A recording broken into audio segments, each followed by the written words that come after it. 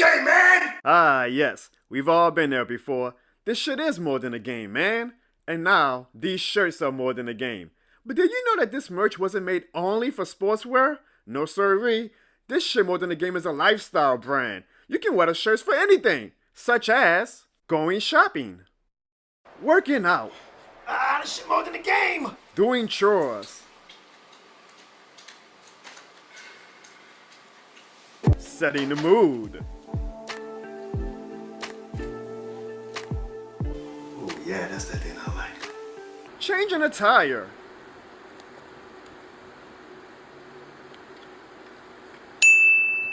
robbing a bank,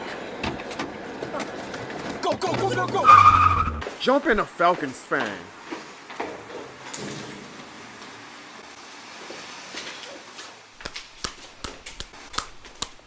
and so much more.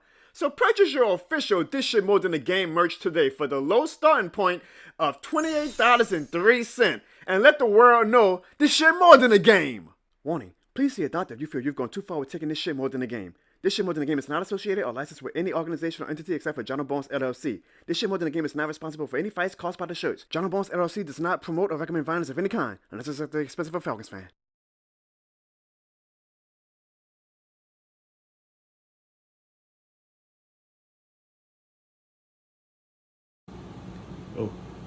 Oh, and it was a Barnes who caught. Well, good season, Tampa Bay Bucs fans. Oh, it's okay, Big. I know division badness doesn't count like the Bucs fans always say, but look at this. Look at this. We got plenty of room on the couch. Look, we got the Saints. Look, we nice and comfortable. We been knew we was gonna be on the couch. We got the Panthers. We got the Falcons. We know we got the Rams and the Cowboys. We got plenty of room, Tampa Bay fans. Look, we have plenty of room to have the Buccaneers join us on the couch. What a nice couch it is, huh, folks? Look at that. Look at that. Look at what a beautiful couch it now is. You know, we tried telling them. That's the crazy thing about it, is that we tried telling them this shit more than a game. We tried telling them that this shit more than a game. And even though we on the couch, when this shit more than a game, you always get the king size bed. Oh man, what a beautiful couch it is.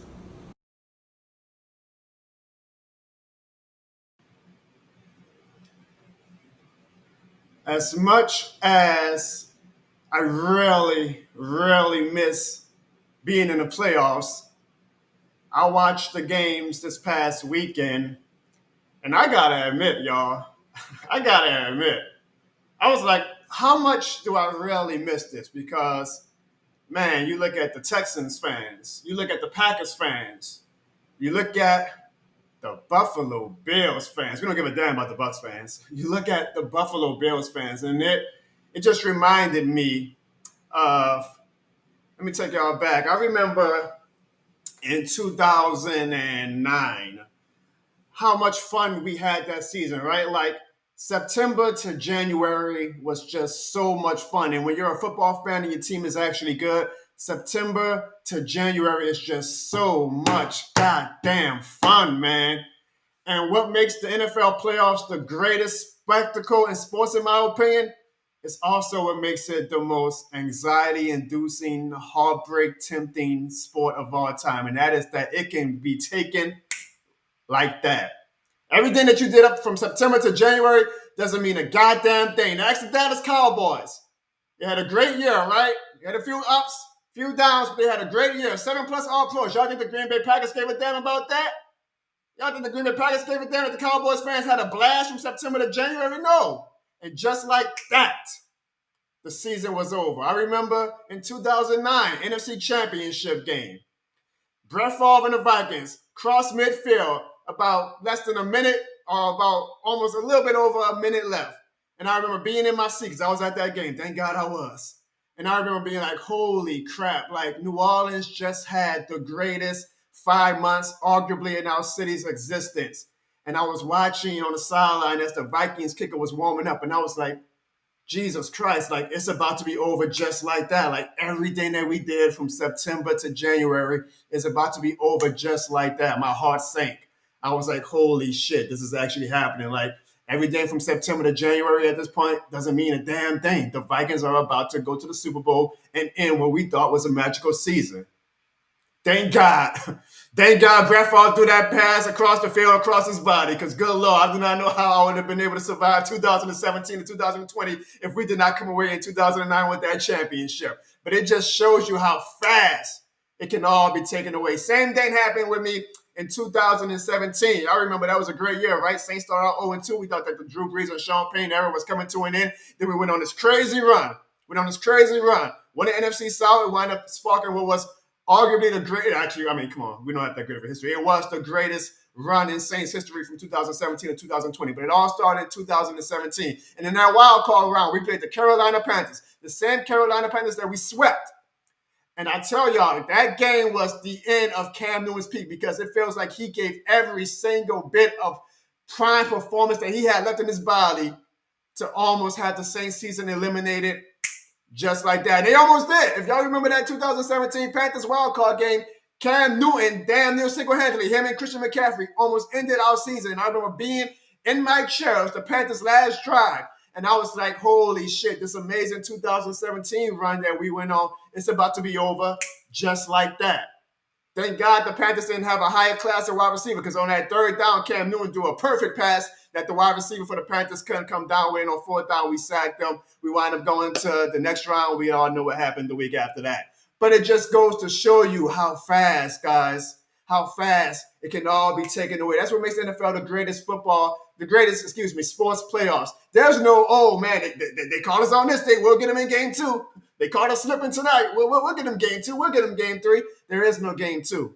There is no game 3. When it's over, it's over. It's finished. It's over. And I watched that Buffalo Bills game, man, and they are kind of on a similar run that we were in 2017 and 2020. Granted, we got screwed in 2018, so I always feel like the Saints should deserve a little bit of a caveat. But I watched the Buffalo Bills fans, and I just felt so bad. I felt so bad for the fans, and it just reminded me. I was like, God damn, like I can imagine how much anxiety Bills fans are going through right now. I can imagine how much stress Bills fans are going through right now. And when that kicker missed the field goal and then the Chiefs got the first down, I can imagine just how much their hearts sank because all of the fun, all of the joy from September to January was gone. Just like that. And I asked myself, well, goddamn, as mad as I am at the New Orleans Saints and as mad as I am at Dennis Allen, do I miss that feeling? Because at the end of the day, 31 fan bases feel that exact same feeling. There's going to be a team this Sunday that's going to win and go to the Super Bowl. It's going to be the greatest 2 weeks of that fan base's life. But then if they lose that Super Bowl, just like that. So I asked myself, how much do I really miss the anxiety that comes with making the playoffs? How much do I really miss the stress that comes with making the playoffs? How much do I miss the medical episodes that a lot of fans literally and legitimately go through by making the playoffs? I'll say this. I don't miss it, but I'll be damned if I don't want it again. Because this shit more than a game. Ladies and gentlemen, welcome to the Jono Barnes Show. But it's shit more than a stream.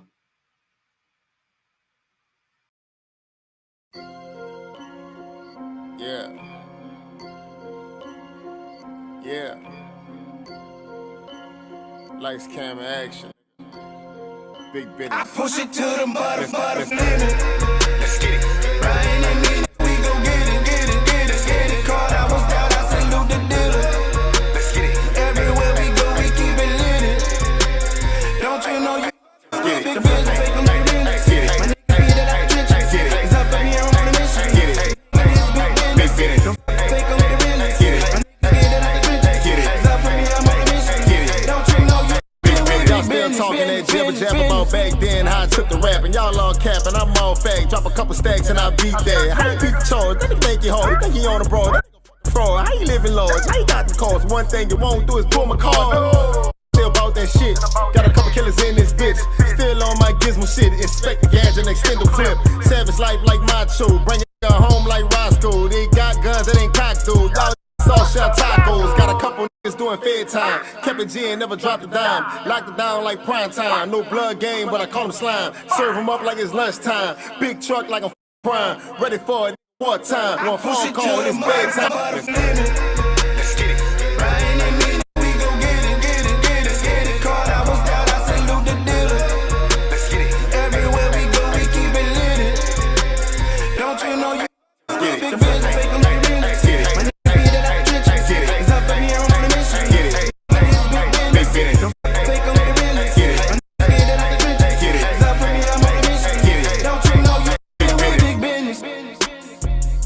This shit more than a game.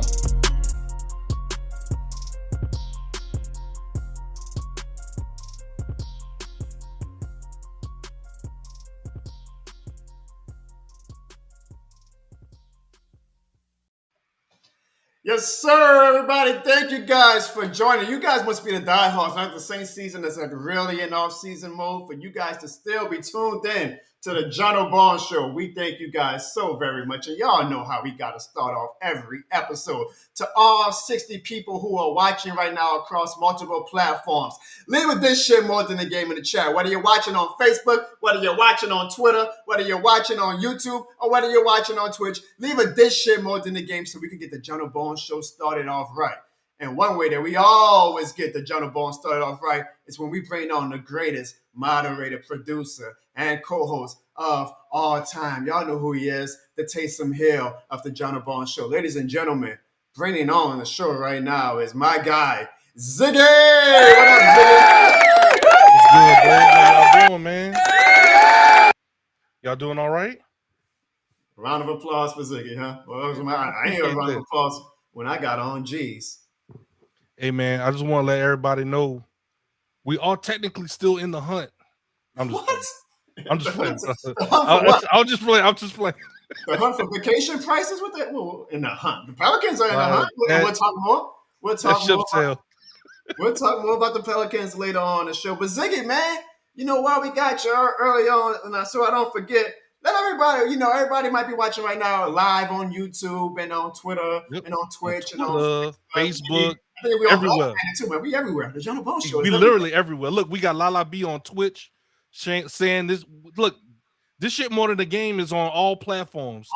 One size fits all. This shit more than the game is welcomed on all platforms. We're a diverse community. But Ziggy, tell them where they also can watch the show. If they can't watch it live, what other podcast platforms can they catch us on, Ziggy? If you are in like myself, we're in Baton Rouge, the traffic is atrocious. Ooh, so if you don't want to watch, you don't want to be YouTubing and driving. If you want to hear the audio version of the podcast, we're on iHeartRadio. The Jono Barnes Show is on Spotify. The Jono Barnes Show is on Google Podcasts. The Jono Barnes Show is on Stitcher. Wow. It literally is everywhere. I don't even know what Stitcher is. But we own it. We own it. We on it. Search we're on Alexa. You can literally say, Alexa, play the Jono Barnes Show. And if you watch, it should work. If you watch, it better work. Alexa, all that money we pay Alexa. If you watch the Jono Barnes Show on YouTube after the show, you can find a link to all the podcasts where we are streamed on in the description section. So please make sure you guys do that. Support the show because we know that you guys, one, we appreciate everybody who actually makes it to the 1 hour and 2 hour mark. That's real love, Ziggy. To hear us ramble for 2 hours and for a lot of people to still be on the show when they are, that's real love. But we know that everybody can't dedicate all of their night and evening to watching our show. So if you ever want to go back and replay it, you can do it on YouTube, but you can also do it on all those streaming platforms. And if you see the description in the YouTube video, you can find which one suits your best. And you can watch the Jono Barnes Show. And also, guys, don't forget, because I don't know if I remind people of this enough, hit that notification bell, guys, so y'all can know whenever we go live. Because me and Ziggy, we were talking, and we were like, yes, Tuesday kind of is like our standard edition of the Jono Barnes Show, and we like that. But there's always so many times where like breaking news happens, and where Ziggy and I are available. We like, man, we could have went live, and, talked about it while I was breaking news. Legit. And he's not lying. And the rest of the crew, we actually are going to make an attempt to do that. Like last week when we fired Pete Carmichael, I was like, damn, that might be an episode where we can have gone live. Or when Mickey Loomis did that crazy press conference, which we're going to get into in a little bit. We could have did a show, like a quick little show. So we're going to do a lot more of that, some pop-up shows, if you will. But I won't be able to pre-advertise that because I can't control when breaking news and things like that happen. Or when, maybe it's a slow night and me and Ziggy are bored and we're like, man, let's just go put the live up and go talk to the only way, though, that you guys can make sure that you don't miss any of that is to hit that notification bell to know whenever Jono Barnes goes live or whenever I post one of my great, great, great content videos. Ziggy, man, how you feeling today? I'm feeling good, man. I'm feeling great. I'm just in a good space, man. Every day is a good day, bro. Of course, it can always be worse. Somebody like if I come on here and say, man, I had a bad day, and I will be within my right to say that, but someone is out there having it much worse. So I'm gonna just be thankful. My 2 feet, when I hit the ground, I stand up.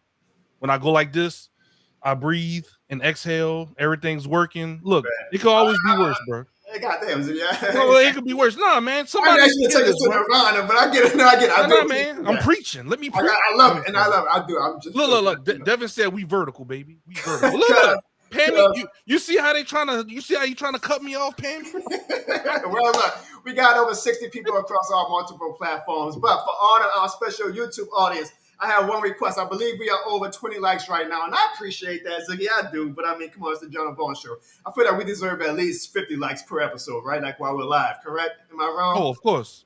All right, so because we have over 70 people across all platforms, if you guys on the YouTube side of things right now, y'all can hit that like button and get us to over 50 likes before the end of the show, Ziggy.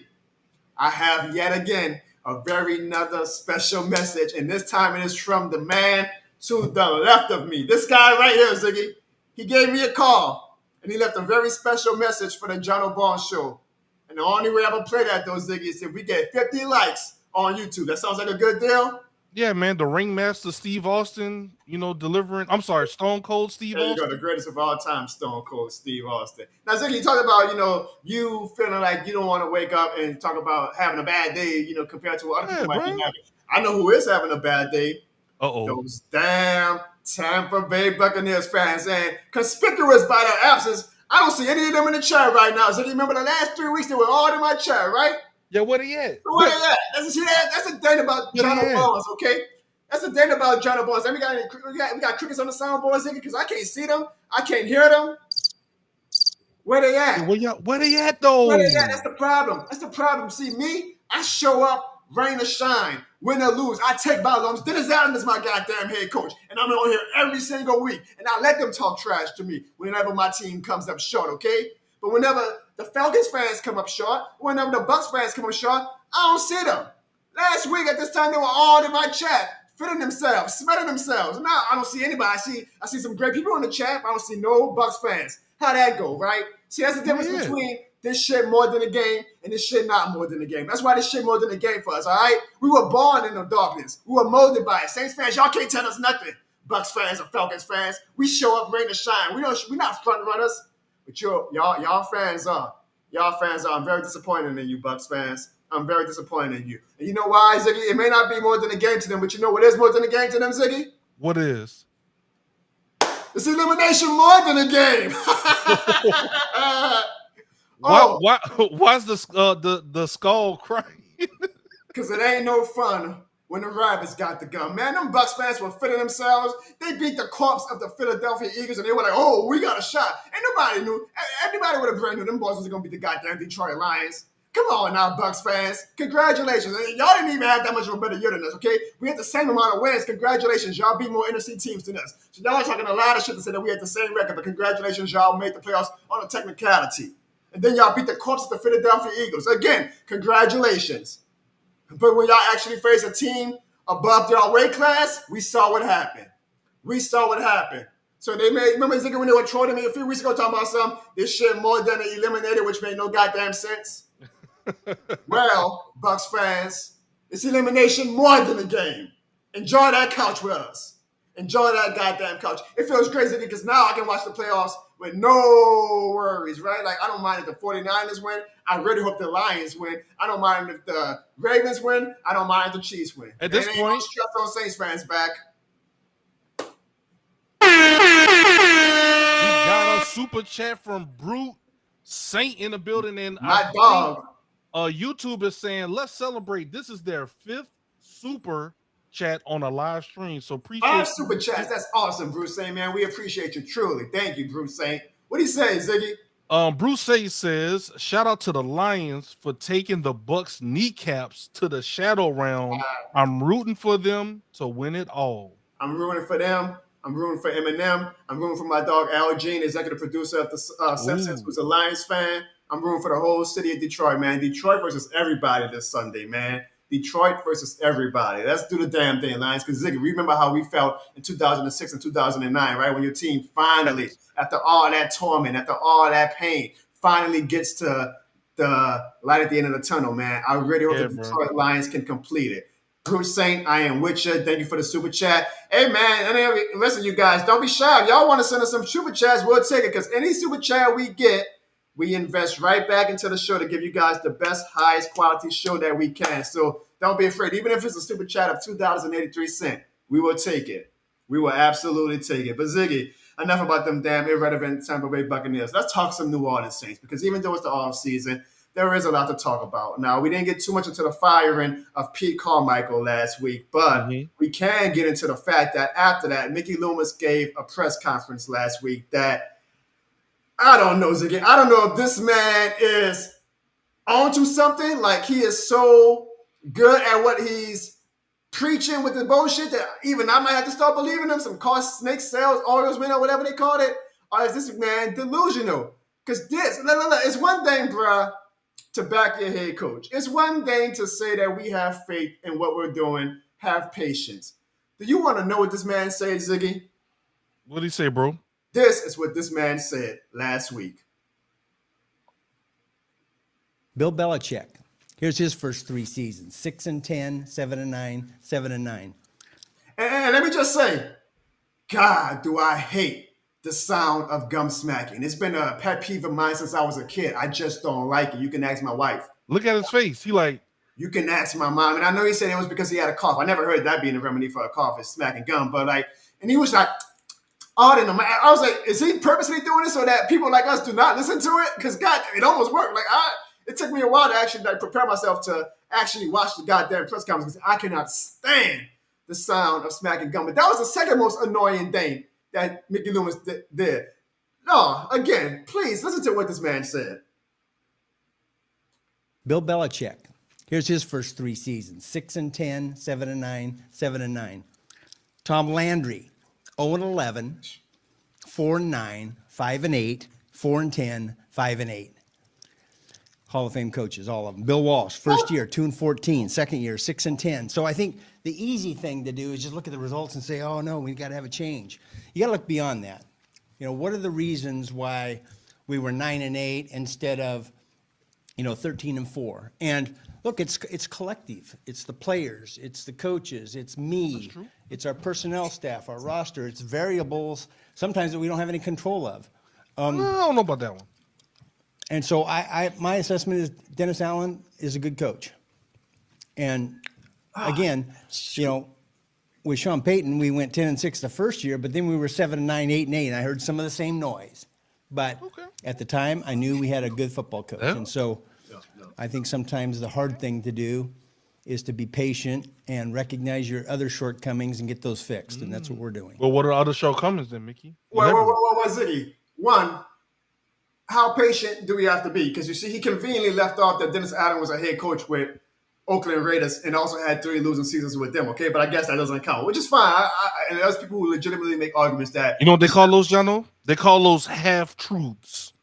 You're not telling the full story. I don't know, because whenever I have to interview for a job, they damn sure look at my resume and see what I did in the past to see if that qualifies. But let's remove Oakland. Let's remove Oakland. I'm going to give him some grace. All right. He had the nerve to mention Sean Payton, and he even said Sean Payton went 10-6 in his first season. Exactly. Sean Payton went 10-6 in his first season. Sean Payton made the NFC Championship in his first season. I really need Mickey Loomis and even some of the Saints media to stop putting Dennis Allen and Sean Payton in the same sentence. Some of y'all fans too. Yes, Sean Payton had a lot of down seasons, probably more than what we should have had with goddamn Drew Brees at the helm. But do not use that as a way to compare him to Dennis freaking Allen. This man has had 1 winning season as a head coach, and that was this past season where we still didn't make the playoffs, and we all know it was a hellacious season. Don't let the 9-win being a winning number fool you guys. It was not a winning season by any stretch of the imagination, but God bless That's because we got an extra week, right, Jono? We got an extra week now. Yeah, so the football guy said, God damn, Dennis Allen, please take this. Would have been 8-8. Ziggy. And then he had the nerve. Like, dog, it's one thing I get, dog. He believes in Dennis Allen. Like, he is married to Dennis Allen. Why? I don't know. Like, I don't know what he sees in this man. Maybe he's a nice guy. Dennis Allen is a great defensive mind. I would never take that away from him. I think Dennis Allen is a top 5. I genuinely believe a top 5 defensive mind in the NFL. I do think that whenever he is fired, we are going to have to take a step back on defense because you cannot replace a top 5 defensive mind like that. But this man is not head coach material. He is not a leader of men. We saw D'Amico Ryans in his first season with way worse circumstances lead the Texans to the divisional round. He walked into a team that people said that, ooh, it's a career suicide if you go over there. Exactly. So what are we doing? Comparing this man, Dennis Allen, to Hall of Fame coaches? And again, Ziggy, it's a half truth. I feel like it's gaslighting. It's like Mickey Loomis is taking courses on how to gaslight fans because he's not counting Dennis Allen's first 3 seasons. He's bringing up Sean Payton, even though Sean Payton went to the NFC Championship his first season. It's bullshit, bro. Is it not bullshit? Ziggy, I know that you like to be glass half full, but even you have to smell the bullshit, right? Yeah, I mean, I don't know what it is. Is it because, like, I mean, DA was on the staff in 2009 when we won the Super Bowl. Is that some what is the loyalty that he has to DA? Like, I know DA has been on the New Orleans staff like in the past. Then he left. He became a head coach. He came back. Like what is the loyal? Like, why is he so loyal to DA? Like, what do you think it is? I'm thinking with old age comes delusion, right? It's gotta be delusion, bruh.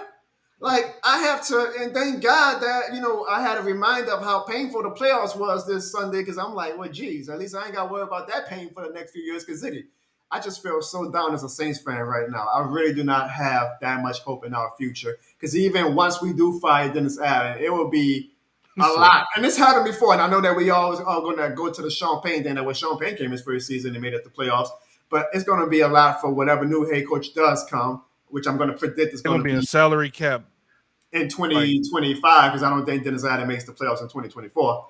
It's going to be a lot to, eventually. That's going to be the actual rebuild, because right now we're still, unfortunately, not even rebuilding. Like, we're still in this mindset of retool. We're going to make it happen, Saints fans. So check this out, Jono. Check this out, bro. Head coaching record, 24-46, a 34.3% win percentage. I saw. I'm sorry. Go ahead. What you saying? Well, Mike Vrabel got fired from the Titans, right? Yeah. I saw somebody put a stat that said Dennis Allen would need to win his next, I think it was 20 games in a row just to tie Mike Vrabel, who got fired, by the way, his coaching. But come on, man. What are we doing, bro? What are we doing, Ziggy? And that's the thing, though. It's not just Saints fans, right? Because we're the outside noise apparently to the team, and we're the bad people. Like we're just spoiled apparently to some old Saints fans who say we're spoiled and whatnot. Now it's not just Saints fans saying this.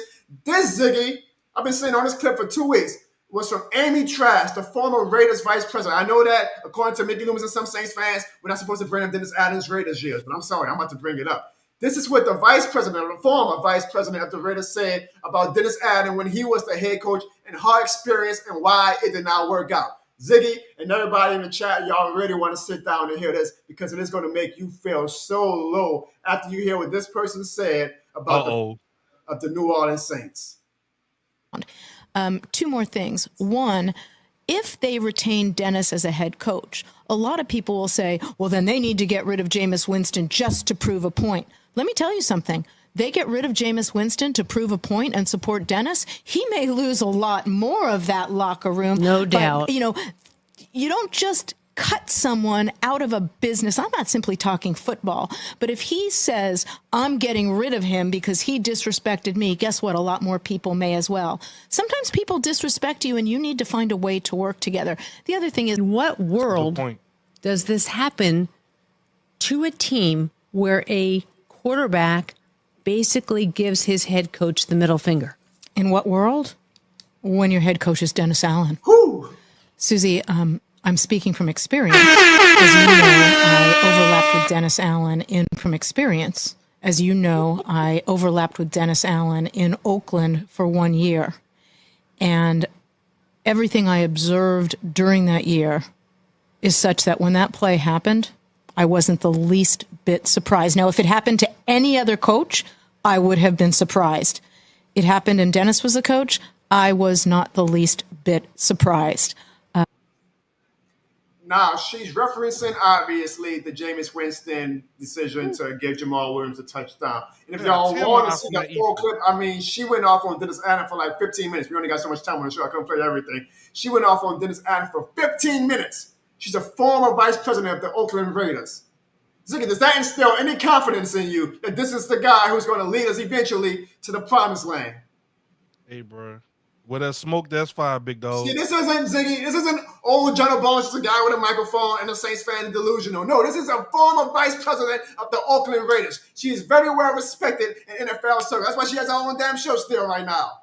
And she is saying, basically, Dennis Allen ain't shit. He is not a head coach. And Mickey Loomis comes to next week and says, oh, but you know what? He's comparable to Hall of Fame coaches. What the hell is wrong with Mickey Loomis, Ziggy? He tripping, bro. He put Dennis Allen, DA, and had Bill Belichick and other Hall of Fame coaches in the same breath, in the same sentences. That's wild. Mind you, again, this is technically, we're going on to year 6 of Dennis Allen's career. Oh, okay, yeah. Mickey was trying to gaslight us and say the first 3 years because he's not including Dennis's open years. That's gaslighting. No, Dennis Allen ain't shit. When someone shows you who they are, believe them. If I came to you with 5 years of poor performance on my resume, Ziggy, are you going to hire me? Or are you going to be like, hey, you know what? Something about this guy, though. I know he can do it. The 6 years going to be the charm. Bruh. The gaslighting, I mean, ain't much I can really say on that, bro. This is bad. Especially the way that she just straight up ethered this dude, bro. And that was you only played, what, 2 minutes of the clip? That's only 2 minutes because, again, we only got so much time on the show. If y'all just search Amy Trask and Dennis Allen on YouTube, the video will come up. If you got a good 30 minutes to spare, you want to just watch someone rip someone completely to shreds. She ripped this man to shreds. And then you know what the Saints did? The Saints say, wow, we're going to go into year 3 with Dennis Allen, and he's comparable to Hall of Fame coaches. What the hell are we doing, guys? I see y'all in the comments. What the hell are we doing? This man said Sean Payton, Bill Belichick. Like, this is crazy, bro. Ziggy, I am so grateful either way that we have over 60 people across all platforms right now watching. We just have one very small request for them. What's up, folks? Hit that like and subscribe button in 3 seconds to make this Bucs fan sad. 3, 2, 1. And I got a question for you, Jono, and for our listeners. Go ahead. So to kind of put things into perspective, let's imagine that you're a high-profile person and you hire someone to protect you, and they came up to you and said, "Hey, just want to let you know, I hit my target 34.3% of the time." Would you hire that person? You know, I know somebody who would. And ladies and gentlemen, I know last week y'all really wanted him on the show. I don't know if y'all want him on the show again this week, but I know somebody who might just hire him, and that man is my little brother, Evan Barnes. Evan, what's good, big dog? Evan, you seem like you're in a... Evan, wait, hold on. Evan, can you come up just a little bit? Just a little bit. Hey, Paul. No, up, Evan, up. I know you used to going down in this time of the year. Can you come up a little bit? Look at that. That's why I got it. Hey, you got the shirt. Y'all can buy it right now. www.jonobarnes.com. Get it now if you want it before Mardi Gras. Look, man, I was at the 7-Eleven just now and then. This homeless dude give me one. Look, I'll give Evan a hard time. Look, people actually love Evan being on the show. Look, Pammy Whammy, Evan, Sandra, Evan returns, Jerry. Yo, Evan, what's up, man? Look, all right, Zeke, I can read it too. I like Devin's comment, the healthy nut. That's what Evan is. My dude from Mega says Evan got the drip. You damn right, bro. This shit more than a Tuesday.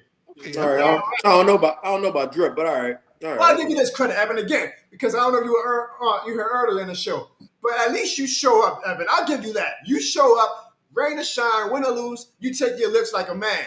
You know who doesn't, Evan? This damn fan base right here. Because I know, Evan, you saw them all in the chat last week. I don't think we've had one Bucs fan, Evan. I don't think we've had one Bucs fan on our show so far. After all that shit they talk. Because they're on the same couch that the Saints are on. They're on the same couch that the Cowboys are on. So at least you show up, Evan. So I give you your credit, my dude. I give you your credit. We're getting a lot of Evan love in the chat All right, today. Evan, I just complained about Mickey Loomis and his gum smacking. I don't need all that damn nut smacking. I'm gonna give you one more minute. If you still smacking like that, your ass coming right off the show, okay? Grand opening, grand closing. The hell out of here. Damn, bro. Trying to draw my nuts. Ain't the first time you enjoy nuts in your mouth. Anyways, so Ziggy and Av, Mickey Loomis also talked about the need for a culture change, which confuses me because I thought for sure that the reason why we hired Dennis Allen was to keep the culture in place, right? Like, wasn't that they were saying? Continuity, the culture's good, we want to keep it going. So, Times-Picayune reporter Jeff Duncan got a little bit of some inside scoop, maybe even from Mickey himself, to be honest. Ziggy, do you mind reading what the Saints mean when they say that they want a culture change? When they want a culture change, let's see what part of it. In the wake of the midseason swoon, when the Saints lost consecutive games to the Falcons, Vikings, and Lions, some segment of the locker room splintered, according to multiple sources. The key word here is splintered, air quotes. The vast majority of the team remained committed to the task at hand and supported Allen and the direction of the organization, as evidenced by the team's strong finish to the season. But this is when it get good. Go ahead. Oh, this is when it gets good. Mm-hmm. But when adversity hit in the form of a 3-game mid-season losing streak, a few dissenters emerged. Some, according to sources, didn't like their roles. Some felt certain players, including quarterback Derek Carr, were not being held accountable by the coaching staff for mistakes on the field. It should be noted that this is not all that uncommon. The high-stakes pressure of the NFL can create fissures in the locker room. Losing only exasperates the dynamic. Ziggy, I know this isn't reading Rainbow, but I'm going to ask you again. Can you continue reading what Jeff Duncan said about why the Saints feel there is a need for a culture change? As the season progressed, attention to detail waned. Some players were late to meet. Players were late to meetings at some road games. Buses to and from the stadium rode late. Damn, the bus drivers was on late. Go ahead. At one point in midseason, an audit revealed dozens of players had not been using their Microsoft tablets to study the team's digital playbook during their off times from the facility. An issue that was quickly addressed and corrected by team leaders. Oh, man. So people not studying, so they're trying to put the blame on some of the players. You want to continue reading, Ziggy, or you want me to take over? No, I got it, bro. I got it, big dog. Go ahead. Another example of this, an increasing number of players and staff began parking in the small public parking lot at the team's training facility rather than gated lot reserved for them on the side of the facility. Some players even regularly parked in the front lots or handicap spots. Oh, no. At times, this sounds like something Ev would do.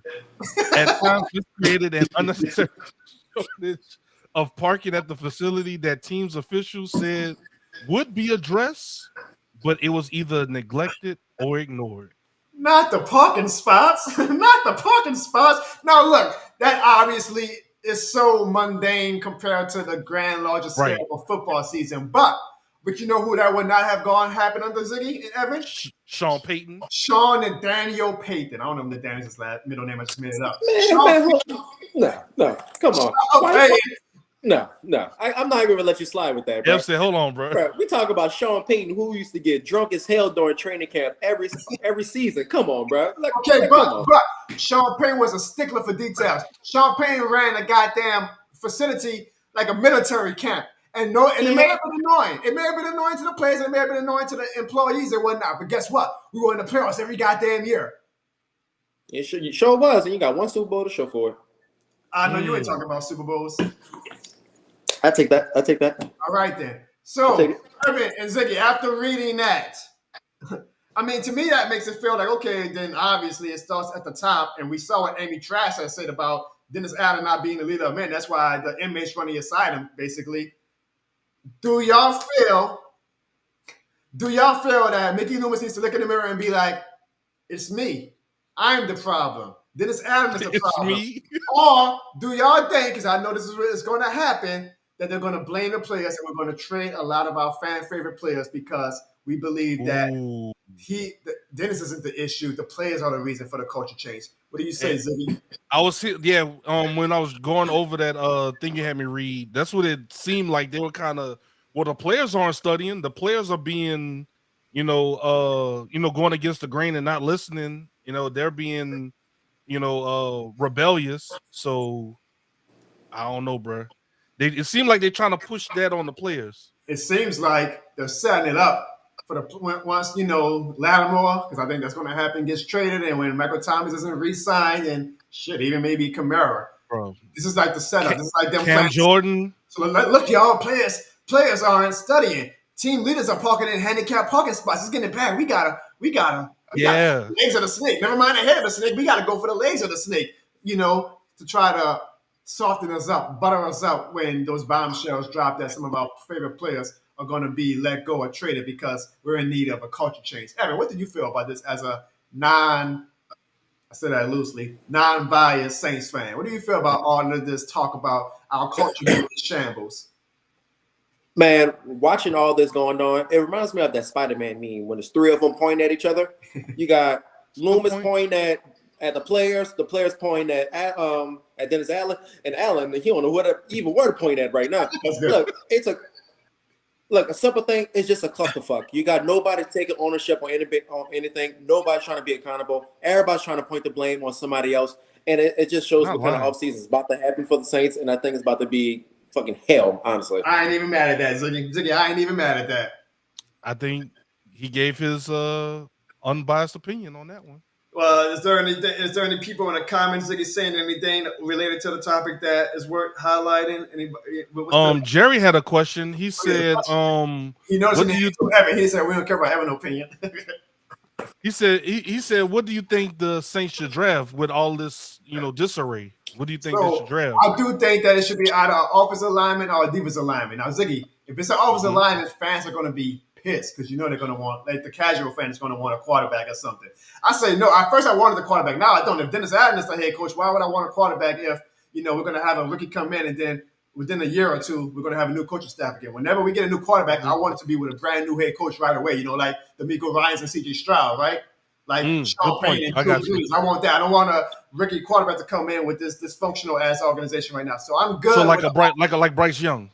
Yeah, exactly. Look at all the turmoil they went through. Now we'll see what his career turns into. I'm good with the O-line. It's not going to be a sexy pick. Fans are going to be pissed off if we do take one. But you got to build teams, in my opinion, starting off on both lines. And look, it is what it is. Like, it's actually going to be a benefit for whoever the next head coach is, because when he comes in, hopefully that's one less thing he has to worry about is the offensive lineman. Then he can worry about drafting the quote-unquote sexy positions like quarterback or the specialty positions. Right. So I'm actually good with offensive lineman. Now, I'm going to be honest with y'all. I don't know enough about the draft prospects yet to say, I got this guy at the school or whatever. But offensive lineman or defensive lineman would be my target. What about you, Ziggy?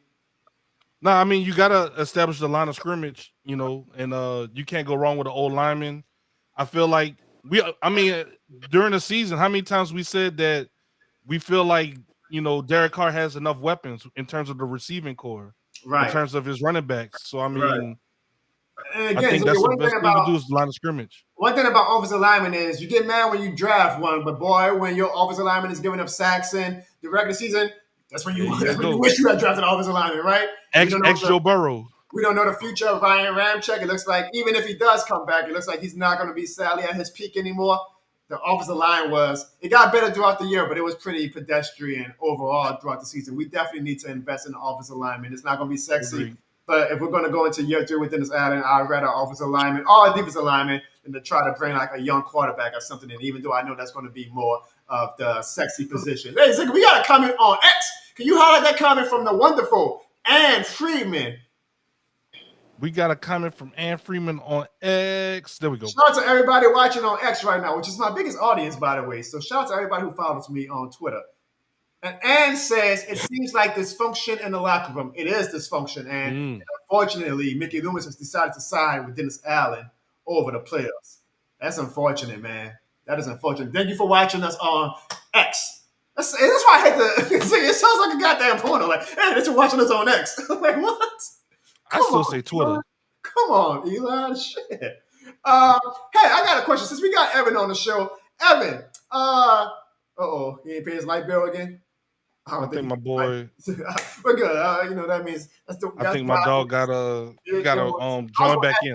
I was going to ask him. Look at that, looking at him on his face. He's like, oh, that's how he thought when the Cowboys got eliminated. I was going to ask him how he felt about Mike McCarthy coming back. But Ziggy, we got over 55 people watching on YouTube. We got over 60 people overall watching across all platforms. I believe we are at 45 likes. Again, if you're just joining, if you're watching on YouTube and you get us to 50 likes before the show is over, only 6 more likes, I will play a special message from the GOAT himself, Stone Cold Steve Austin. It was a big day for the WWE, Ziggy. I don't know if y'all saw the news. WWE is going to Netflix in 2025. The Rock is now on the board of directors. So technically, like, The Rock is the boss to all of the superstars. And I had to hear from my dog, Stone Cold. Stone Cold say, Jono, I appreciate that you caught about that, but I don't want to talk about that. I want to talk to Sean and Evan and you even too, Ziggy. So for everybody to hear that, if you're on YouTube, you got to get us to over 50 likes. Mike McCarthy is coming back to the Cowboys. How do you feel about that right quick? Well, as a great organization of the Cowboys, we don't really like to fire people, and we let them actually finish their contract. So, we did the same thing with Jason Garrett, and Jerry Jones. I mean, he's a man of his word, so he's going to let McCarthy finish it out. And, we're gonna hope for the best. That's all I can say right now. What about Jimmy Johnson? So when they fired him, like the one guy that actually won the Super Bowls, they fired him, and that's why they've been in this fucking hell they've been in for the past 20 plus. I mean, Evan, I don't know if you saw the stat. The Detroit Lions went 0-16, and yet they still have made an NFC Championship before the Dallas Cowboys. You guys and the Commanders are the only 2 teams in the past 2 decades to not make the NFC Championship game. Never mind the Super Bowl. Y'all need to start worrying about making the NFC Championship game before y'all even utter the word Super Bowl. Y'all had Mike Vrabel was a free agent, Ziggy. Bill Belichick was a free agent. Jim Harbaugh is a free agent. And technically he's not a free agent, but he's actually going to the NFL, probably to the Chargers. And y'all are going to say that you guys are okay with Mike McCarthy. Evan, you're talking about some improves organizational stability. I guess you like being stabilized and missing the NFC Championship every year, right? As I'm going to repeat myself, because clearly you didn't hear me, I say Jerry Jones is a man of his word, and he loves he's a man of his word. So if he gives somebody a contract for 3 years, he tends to keep that person for 3 years. We don't like to fire people over here. That's not what we do, okay? I know with the Saints, I know y'all like to try to fire everybody, okay? Look, it's all right. And congratulations to the Lions. Yeah, what did he do? They made an NFC Championship. Now, can they actually beat 49ers? They probably not. So we could just end that right there, okay? Y'all don't like firing coaches, but y'all also don't like winning 2 straight playoff games too, apparently. Ziggy, I'm looking at the side of my TV right now. The Pelicans are up 45-33 on the Utah Jazz. Do you want to give some love to the Pelicans and talk some Pelicans basketball, Ziggy? Bro, I don't know why people but you know what? That's why we do it here, bro. We're going to make sure we give the Pelicans some love, bro. The Jono Barnes show isn't just a Saints show. It's also for showing love for all of our teams and just the general sports landscape in total. So before we talk about the New Orleans Pelicans, let's hear a word from one of our sponsors.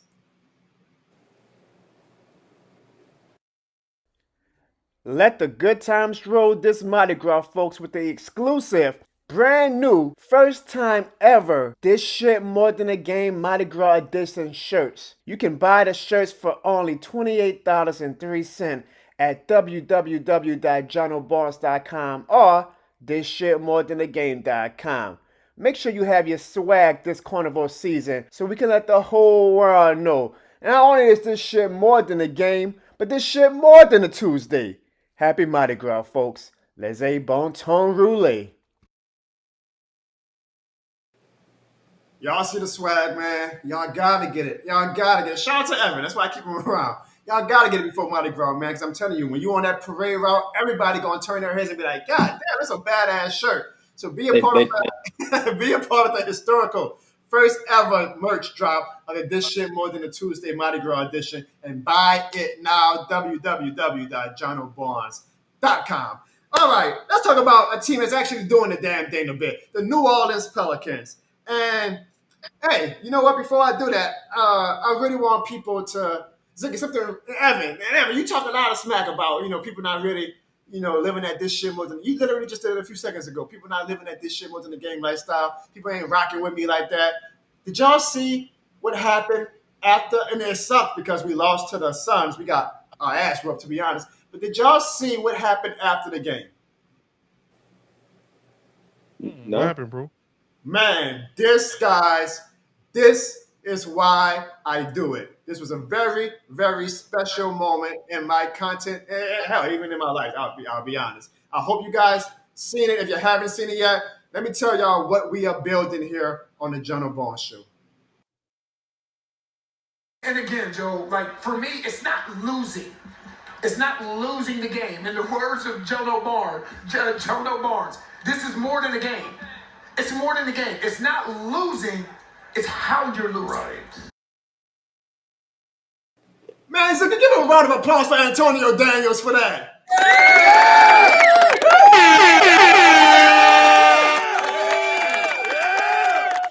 That, excuse my language, was fucking awesome, man. To be on NBA broadcast, on a Fox 8 broadcast too, so it was way more of an expanded audience in the city of New Orleans and the state of Louisiana. And to give me a shout out and to basically say he had to say the PG-13 version, of course, it's more than a game. That shows what we're building here, folks. I cannot thank Antonio Daniels enough, man. That made that 30-point ass whooping that we got from the Suns a lot better, Ziggy. That was awesome, bro. That was pretty good, man. It just goes to show all the work that we're putting in. And also you guys out there, y'all helping getting that message out. Everyone that's out here listening, we appreciate everybody, letting everyone know this shit more than the game. Because I can be, Ziggy, a stickler for, Ziggy, as a fellow content creator, like content creators, we get stuck sometimes looking at the stats and being way too anal with them. And we're like, always looking at the numbers like, why aren't they going up? Or why are they staying stagnant? Hell, I mean, look, we went from 100 people on the show last week to right now we're over 50. And we appreciate that. Don't get me wrong, my threshold is high. I'm like, God damn, I want 100 every week. But I do get that this is a slow part of the season. So we're probably going to have a few shows where we'll be lucky to get 60 people at some point. Which, by the way, to help out the show, guys, make sure y'all share with family and friends, guys. Make sure y'all share the show with all your friends and family. Help us spread the word. Because I'll be honest. You know what my goal is, Ziggy? You know what my goal is, Evan? And right now, believe me, I know it sounds wild because I'm only at 6.7K subscribers on YouTube. Okay. I want 100K one day. We need that YouTube. I want it. I want it so bad. I want it so bad. I got a special spot in my house that I'm gonna put it at. Hey man, everyone on the team get one too, bro. Part of the staff. Evan get one too. I'll cut it up. It's going to say Jono Barnes Show on it. I'll cut it up like a king cake. Okay, everybody gets a special piece. I got a special spot in my house though that I want to put it. I'll show Jono, look at this, bro. Congrats, Jono, from a Falcons. Even the Falcons. That shows, bro. That shows, man. And when Antonio Daniels made that comment, it shows that sometimes, like, okay, even though we got 53 people watching across all platforms, you never know who's watching, all right, Ziggy? Never. That's why they say you never know who's watching. Hell, maybe one day Tyler Perry might be watching. He's like, oh, these guys are funny. I'm gonna have them on BET. I mean, look, the Pelicans right now. The Pelicans are live, and they live in the chat right now. Exactly, man. Go ahead, Pelicans. Shout out to y'all, man. But that was awesome. Yeah, my goal, man, is to get to 100K. So I'm gonna just keep going for it. Shout outs like that make me see that, oh, we actually are building something pretty special with the fact that this shit more than a game. And I appreciate if you guys send us super chats or spread and share this show on my YouTube channel whenever you can, because I promise you guys, it definitely helps. And again, man, shout out to Antonio Daniels. I got to play it one more time because it was so damn good, bro. Guys, this is an NBA broadcast that this man said this. And again, Joe, like for me, it's not losing. It's not losing the game. In the words of Jono Barnes, this is more than a game. It's more than a game. It's not losing. It's how you're losing. Right. He was like, yeah, that's right. The guy he was talking to was like, yeah. This shit more than a game, bro. This shit more than a game. Shout out to Antonio Daniels, man. That was special, Ziggy. We'll build this. Man, that white dude, like, man, who the hell is Jono Barnes? First off, put some respect on Joe Myers' name. Second of all, I was a ball boy for 13 years. Joe Myers knows who the hell I am, okay, Evan? So again, it's more than a game. It's more than a game. But let's take the shout out. Let's take the shout out the equation.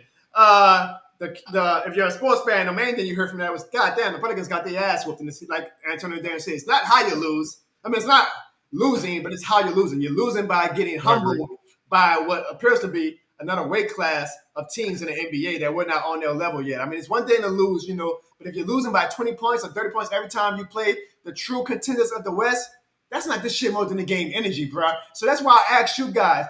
Now, even with that said, the Pelicans currently, I believe, are the 5th seed in the NBA, or maybe the 6th seed at worst. So we're in the playoffs. All right, we're in the playoffs. I'm taking that. I am taking that. Because our history ain't all that grand, okay? We didn't make the playoffs last year. We've been a playing team the past 2 years. I would take a 6th seed if it comes down to that. But I'm asking you guys, where do you guys feel the Pelicans are overall in the NBA Western Conference right now? Like, essentially what I'm asking is, do you guys think the Pelicans can actually make noise in the playoffs? Evan, I'm going to start with you. No. I'm going to be straight up. Now, I do have the Pelicans making the playoffs at the 8th seed. So, you don't have to do the play-in, huh? For 8 seed? You do the play-in, bro. Oh, shit. I thought y'all have to play in the play-in. I'm sorry. But no, man, like, the Pelicans, it's a good team. But your superstar player is Zion Williams. And I'm still waiting to have that Zion, like, I am here game. You get it from Embiid. You get it from Dame Lillard. You get it from everybody. But Zion just never had that game so far. I agree. That's a nice court, by the way. Look at that. We should be Bryant. Just saying, bro.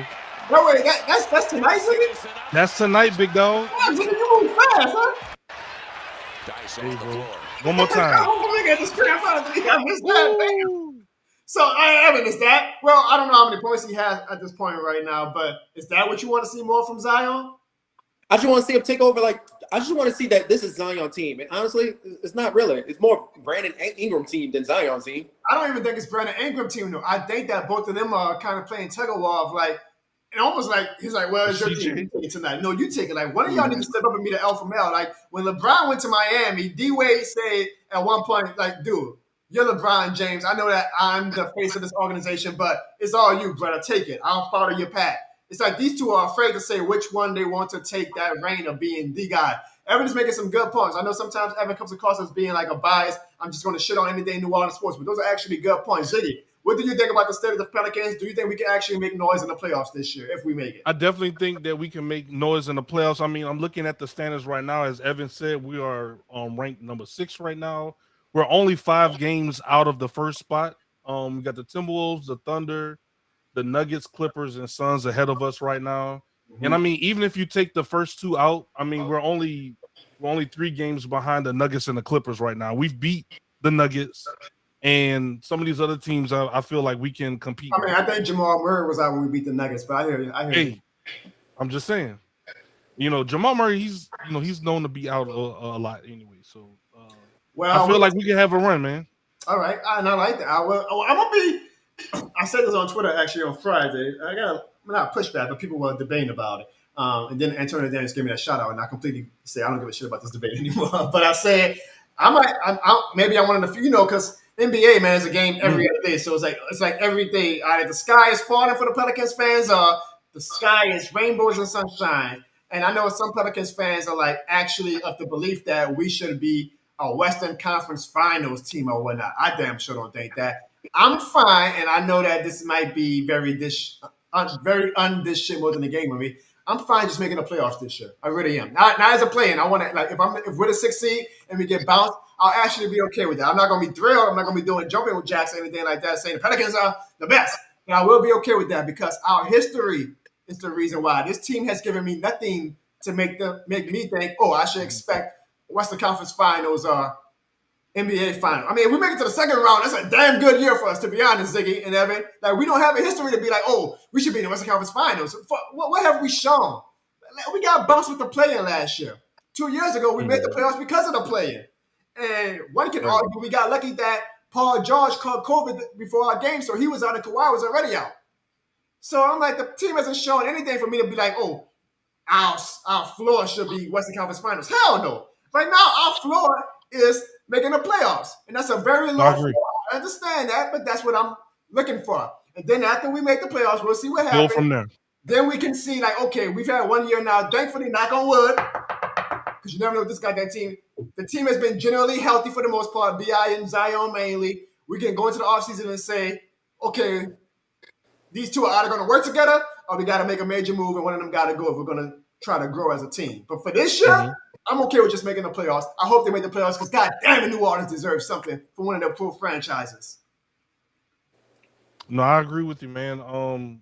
I think we can really make a run, though. I really do. What do you think about Willie Green? I like Willie Green. I think fans are too. Fans always want to fight every head. Like, come on, now. Like, Willie Green got us technically to the playoffs in his first year. Right. He's young. Like, let him grow.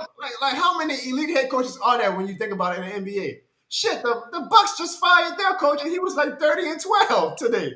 Like, what are we like head coach? I was scratching my head on that one. I'm not gonna lie. Willie is perfect. He obviously has a lot of traits, some negative traits. Like, I'm not always in agreement of his lineups. But he's a good young head coach. Let's rock with him and see what happens. And he used to be a player for the Hornets. But that's my dog. Again, 13-year ball boy. That shows my age, I guess. But we all it's like our family's always supposed to fire the coach. Like, how many coaches do y'all want? Like, we've had like 4 already in the past 8 years. I'm tired of firing coaches. Let's ride it out and see. At least this man made the playoffs like Dennis Allen. Evan, you do know that we're gonna be better than the Mavericks this year, though, right? No, you're not. We only have to stop. Like somebody put in the chat, Zion over Luka. Stop. I ain't gonna be tolerating that foolishness. Man, I don't know if y'all saw it. Maybe Zion asked to not be invited, but they bought out the invites for. Oh, stop! Look at that. Listen, they bought out the invites for who was invited to play in the Olympics or try out for the Olympics. Ziggy, Brandon Ingram made the list, but Zion did not. I don't think I've ever a worse fall off as far as hype and popularity. Because Zion isn't even a top 10 right now in fan votes for the forwards. People done with them. I have never seen a guy go from like everybody was like the league is going to be his. He's going to be the top. He's replacing LeBron as the face of the league. To like nobody gives a damn about him. So that's to Evan's point is right. I think they're waiting for Zion to show I'm him again. He's kind of been playing a little, average this year, which is fine. Like average to him is actually still good. But just be here, yeah. But that's crazy. Well, I did read why Zion wasn't invited for it, though. Why? I think that interrupt his 4th of July plans that he had planned for next year. I think he's going for Joey Chestnut record. He was doing so good, Evan. I mean, Ziggy, he was doing so good until he eventually that Evan and him was going to. What, bro? I'm just saying, bro. I can't. Dude can't control his weight, bro. That's all I'm saying. Sandra's saying he can't stay healthy. That's why, Jono. I know he can't, but he's been doing good this year again. Knock on wood. Knock on wood that he can stay healthy. He's been doing real good this year. Maybe he's playing more timid so that he doesn't pay the stress on his bones. He said he can't stay full. That's what you meant to say. For the Pelicans to do anything, I agree. I like Brandon Ingram, but to me, he's very good, but he's not great. Zion at his peak can be great. I need to see Zion show me that he still has it in him to be great. Because if he and Brandon Ingram are only going to just be good to very good, then our ceiling overall as a team, to me, is not going to be that high. So I really need Zion to prove eventually. It ain't got to be tonight. It ain't got to be in this month. But around March or April, I need him to turn it on, Ziggy. If you think so what you think they should trade Brandon Ingram then? I want to see what we do for the rest of the season. I want to see what we do in the playoffs. But I do think that it might come to a point where one of them have to go because they don't seem to be like elite when they play off each other. They're good, which is fine. But if eventually you have grand illusions for making a playoff run to go to the Western Conference Finals or the Finals, then you got to make some tough decisions. So we'll see about that in the offseason. But for right now, I want to see how they finish out the season. Hopefully, one more time, knock on wood, they both stay healthy, and we'll see how they look in the playoff series. But I appreciate everybody in the comments actually talking about the Pelicans. Like, again, this is not just a Saints show. And me and Ziggy and Evan are also NBA fans. Y'all can see at the top right now, I got the Pelicans and NBA logo. So we're going to talk more NBA because there's only so much Saints we can talk. Unless Mickey Loomis is going to give a press conference every week smacking that gum talking about how great Dennis Allen is, there's only so much Saints we can talk in the offseason. So there will be a lot more Pelicans talking. We hope that you guys continue to rock with us as we do talk Pelicans. As we do. Now, even with that said, though, even though we are in the slow part of the season, y'all know what? We still got voicemails. Guys. Evan, I know you were a little bit haunted from the voicemails last week, but are you willing to listen to the voicemails this week? I'll say this. There were a lot leaning on you this week. Are you willing to listen to the voicemails this week? Man, if people still calling about the Cowboys, man, I don't want to hear nothing about that. I ain't trying to do that. We're going to find out after a word from a sponsor. Hey man, I can't believe you guys are still watching this crazy show. Because of that, you guys really deserve something special. Here's a gift just for you for being a fan. Are you going to a sports game or a concert or any major event? Well, buy your tickets from SeatGeek and use the promo code JONO at checkout and you can receive $20 off your purchase over $50. That's $20 off your purchase. What are you waiting for? You know this shit more than a game, man. And by the way, the Pelicans currently are up 70-50 right now. So shout out to the Pelicans. All right, y'all. It's everybody's favorite time of the show when we hear voicemails. And I appreciate we're getting a lot of. You're gonna hear some of these voices. You're gonna be like, oh, this is like the diehard, like the ones who call every week no matter what. And I appreciate the ones who are continuing to call. Again, guys, I know that the Saints season is over, but Pelican season is still going on. There's still gonna be some off-season hirings and signings and trades and whatnots and cuts, unfortunately. You guys, the hotline is over 24/7. So whenever you want to call and get your opinion out, I did not shut it down because the season is over. You're always welcome to call. Even if you want to talk about life, if you're down in the dumps and you need some words of positivity from Ziggy, call the voicemail and make a request. We take all calls, no matter what. Hold on, Devin. Hell no. Hell no. I know that Cam Jordan may not be at his prime anymore, but that man is the embodiment of this shit more than the game. I'm willing to ride with him till the wheels fall off. I know that he's not at his peak anymore. I know that we're going to probably have to scheme him a little bit better next year, knowing that he's no longer that elite pass rusher. But that man shows up every single Sunday. You will never see me say a bad thing about Demario Davis and Cam Jordan, and even Tyrann Mathieu. I appreciate it, especially as a Saints and Pelicans fan, lady. Guys who show up every single week. Shout out to Cam Jordan. I hope he comes on our show one day. On to the voicemails. All right. I'm going to do my first non-Saints related voicemail other than last week. But last week I was just having some fun with it. But I have a question. First of all, Jono, I saw the video of the Pelicans announcer. I think his name's Aaron Daniels. I think they call him AD. I don't know. I'm unfamiliar with some people. No, Antonio Daniels. His name is Antonio Daniels, I believe. But I saw the video where he shouted you out by saying this more than a game. But also, what are we doing? Like, every single time we play a good team, we get smoked. But it's okay. Because if you're a New Orleans native and you want something to cheer for, then just be a Pelicans fan, because that's the only way you're going to be able to cheer. Alright, so there's something that I discovered recently. Some people really are stupid. So some people decided to say that people who watch full sports games are losers. They are a bunch of people who don't think that this shit was in the game. This is what bugs me. So people always shame other people for their own hobby. And I'm like, what? See, those are people that don't know this shit was in the game. Because they are dumb. If you are alive, you are not a loser. If you breathe, you are not a loser. Do that. Saints still suck. You almost took a page from music with all these words of yin, nirvana, and nobody's a loser in life. I agree, Mikey. Nobody's a loser in life, and I also agree. Yeah, the Pelicans, Mikey, are doing the damn thing. Shout out to Mikey, man. Just give Mikey a round of applause. That man calls every single week.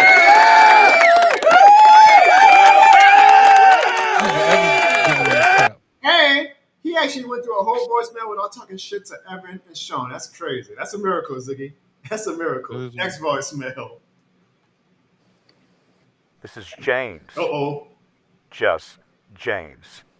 I don't know if you're taking voicemails this week, Jono, but it seems like everybody really enjoys my karaoke. So this week, in honor of the Chiefs making it to their 6th straight AFC Championship game, I'm going to do a little bit of Taylor Swift, and I'm going to dedicate this to Sean and Evan. 'Cause I knew you were trouble when you walked in. So shame on me, now flew me to places I had never been. Till you put me down, oh, I knew you were trouble when you walked in. So shame on me, now flew me to places I had never been. Now I'm lying on the cold, hard ground. Oh, oh, trouble, trouble, trouble. Oh, oh. Those guys are trouble, trouble, trouble. Huh. Yeah. I done it again, y'all. I done it again. This is James. Just James. Evan, you seem like you're a big fan of James. Them songs be hits, bro. I need an EP or something, bro. I need an album, mixtape, something. Triple J, James, just James. Triple J. Triple J. I really do. Just James, whoever you are. And I really hope your name is actually James.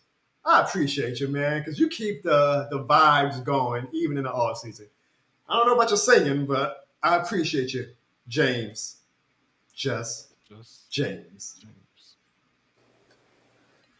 Hey, yo, Jono! This is Jerry G from Gulfport, Mississippi. Just wanted to say I had a good time last week with the voicemails you played when we was trolling Evan, but that's last week. This week is something a little bit different because we just witnessed another Detroit beat down to the Tampa Bay Buccaneers. So all these Bucs fans will join us on the couch just like everybody else because they took that L in Detroit. So I just wanted to call and address that to you, Jono, because we already know this shit more than a game. Who that?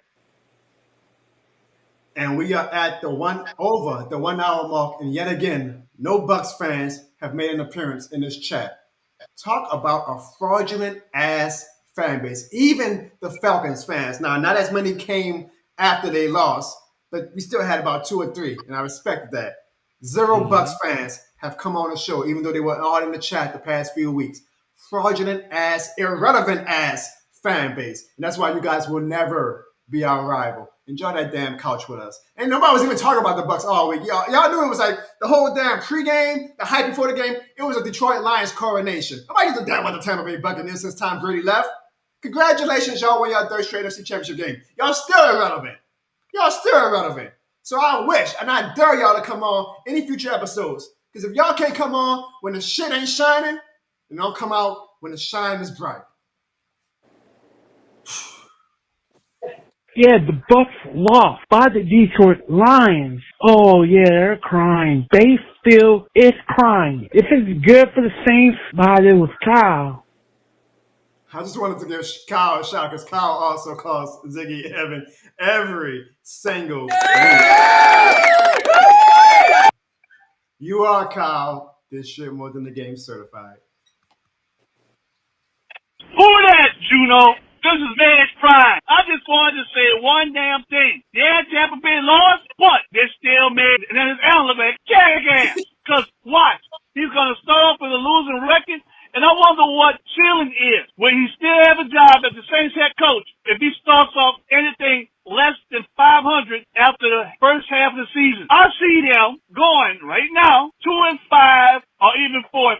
If that's the case, he should lose his damn job because he got everything he wants. And for the Derek Carr to have all the power, try to get on Chucky, the Saints don't need that kind of baggage with Chucky. Just like they didn't need that kind of baggage with the QB from Texas that they was trying to get. Dennis Allen and Carr are losers. Just look at their records. Who that, baby?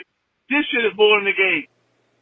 I wish Mage Prime called every week, but I love his energy. Like every time he calls, he talks like his keyboard is on all caps lock. I love Mage Prime, man. Shout out to Mage Prime. I wish he called every week, y'all. I see y'all in the chat. Y'all know who Mage Prime is. I wish he called every week, man. That man lives this shit more than the game. Ziggy, we got over 50 likes, man. Hit the applause, man.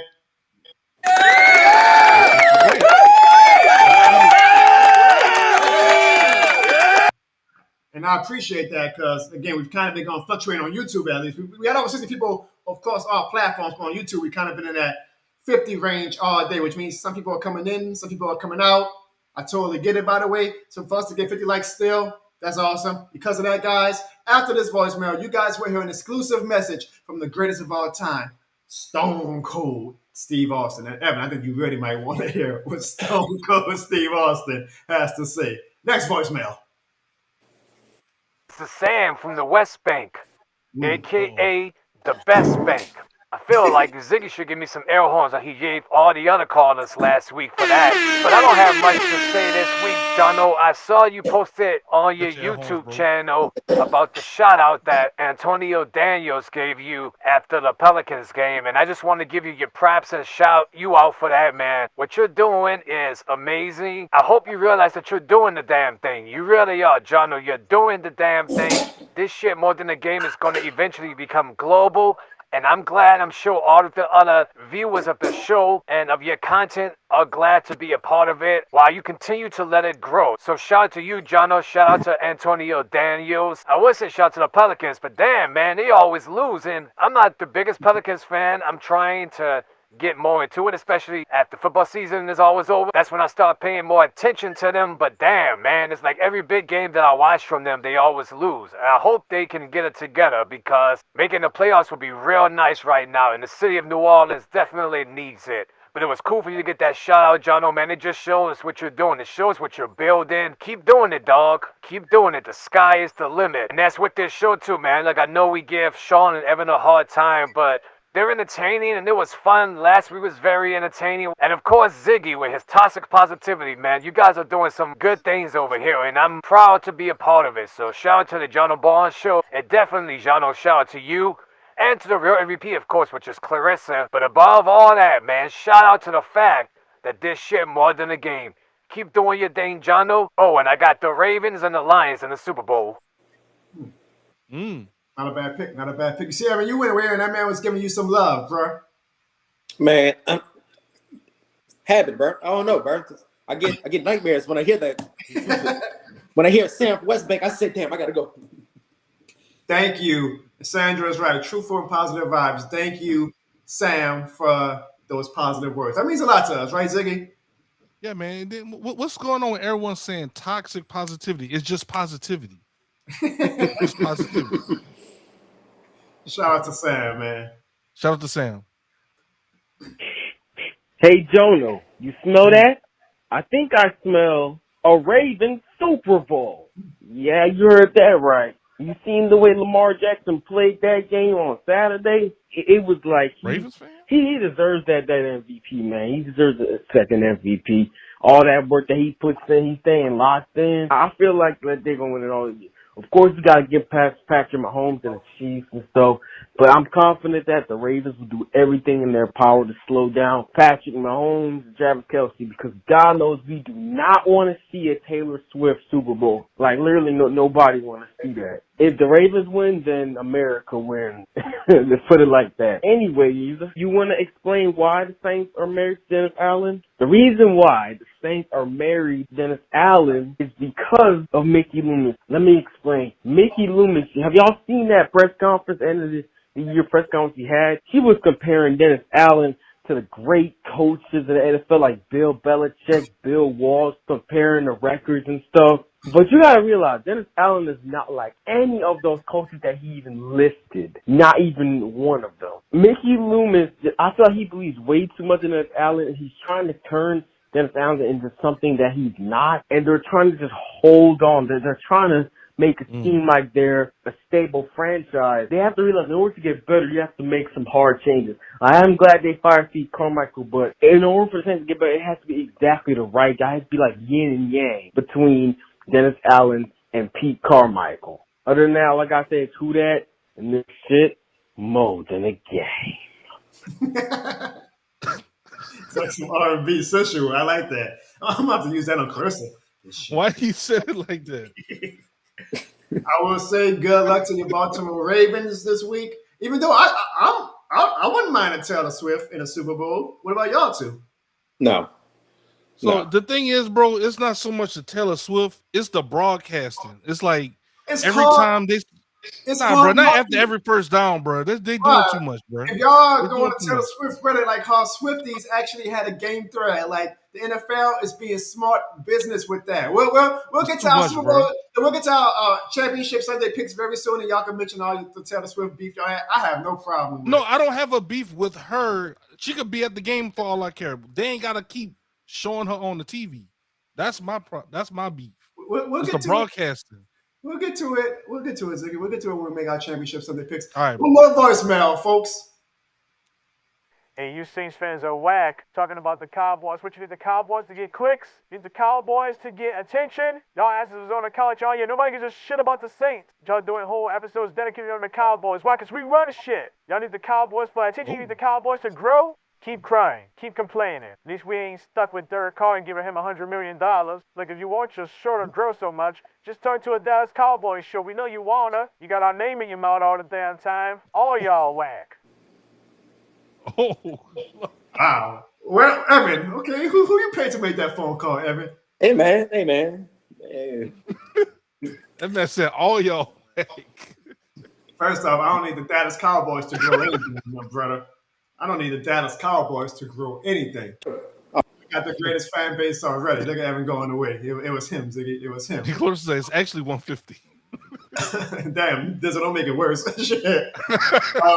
Well, you know what, Ziggy? Maybe that was a little bit of humble. You know, like we talk so much shit about the Cowboys, and almost like we forgot that, hey, the algorithm might actually bring Cowboys fans to the show, and they might be not rocking with it. Like we might be the bad, you know. I even told Evan this over the weekend. I was like, you know, it's kind of because I posted the video of me like trolling him, and like some Cowboys fans on TikTok were like annoyed at me, and I was like, oh yeah, I forget that, you know, there is people who watch these showing these videos. They're not gonna like me. They're not gonna like you, Ziggy. They're not gonna like the audience that we got. But you know what? What we are gonna like is you guys on the couch with us. So thanks for tuning in. You're always the villain in someone's story, bro. To Joker, Batman's the villain. Come on, now, Ziggy. You feel with so many great, you know, words, you know, phrases and sayings. I like that, Ziggy. I like that. And I like that people are still leaving voicemails. So thank you guys who are called this week. I guess I'm going to call them, Hey, look at this one, Jono. He said we whack, but hey, look, we at the point right now, like, we ain't major. We take all types of engagement, okay? So trust me, we'll take troll calls. We'll take the AI calls. We'll take the people who don't like me. We'll take it all. Okay, we're growing. You're right. We're growing. Shout out to the Cowboys for that. Y'all move the needle. I'll give y'all that. Thanks for everybody who left the voicemail. Do not be afraid, folks. Join the, I haven't thought of a clever name there, but like Jerry calls every week. Mikey calls every week, no matter what. Kyle calls every week, no matter what. James excuse me, I'm sorry. That's very disrespectful. James calls every week. Exactly. I'm sorry, there James. you go. Goddamn, Just James gonna kill me next week. Sam from the West Bay calls every week. Sometimes, I appreciate that. I see some people in the chat right now. I see my dude Devin. I see my girl Cheryl. I love Cheryl to death, man. I see my girl Pammy. I see my dude St. John. I see my girl Sandra. Why y'all not calling, man? I know the season is over. Pammy Whammy. Tech Hollywood. Come on now, all y'all can call. The hotline Slim is open. Salt. And it ain't gotta be about the Saints. It could be about anything. If y'all just want to call about life, if y'all have a question for us, call. Keep the voicemail. Got Dana in the chat. I would hate to lose the voicemail segment because again the Saints ain't playing right now, so people just stop calling. Leave some voicemails, guys. Y'all are the reason why this show is growing the way it is, and we can't do it without you guys not leaving voicemails. So do not forget, guys, every single week you can leave a voicemail at 504-484-9170. I'm sure the Saints are going to hire a new offensive coordinator in another week or so. Hey, Pammy, I've been busy. Jono, damn. The Pelicans are doing the damn thing. It's all good, Pammy. I'm just saying your name because you're one of the loyal people. If I just shouted you out, that means you're loyal to the game. I did shit more to the game. That's why I shouted you out. The Pelicans are doing the damn thing. Call about the Pelicans.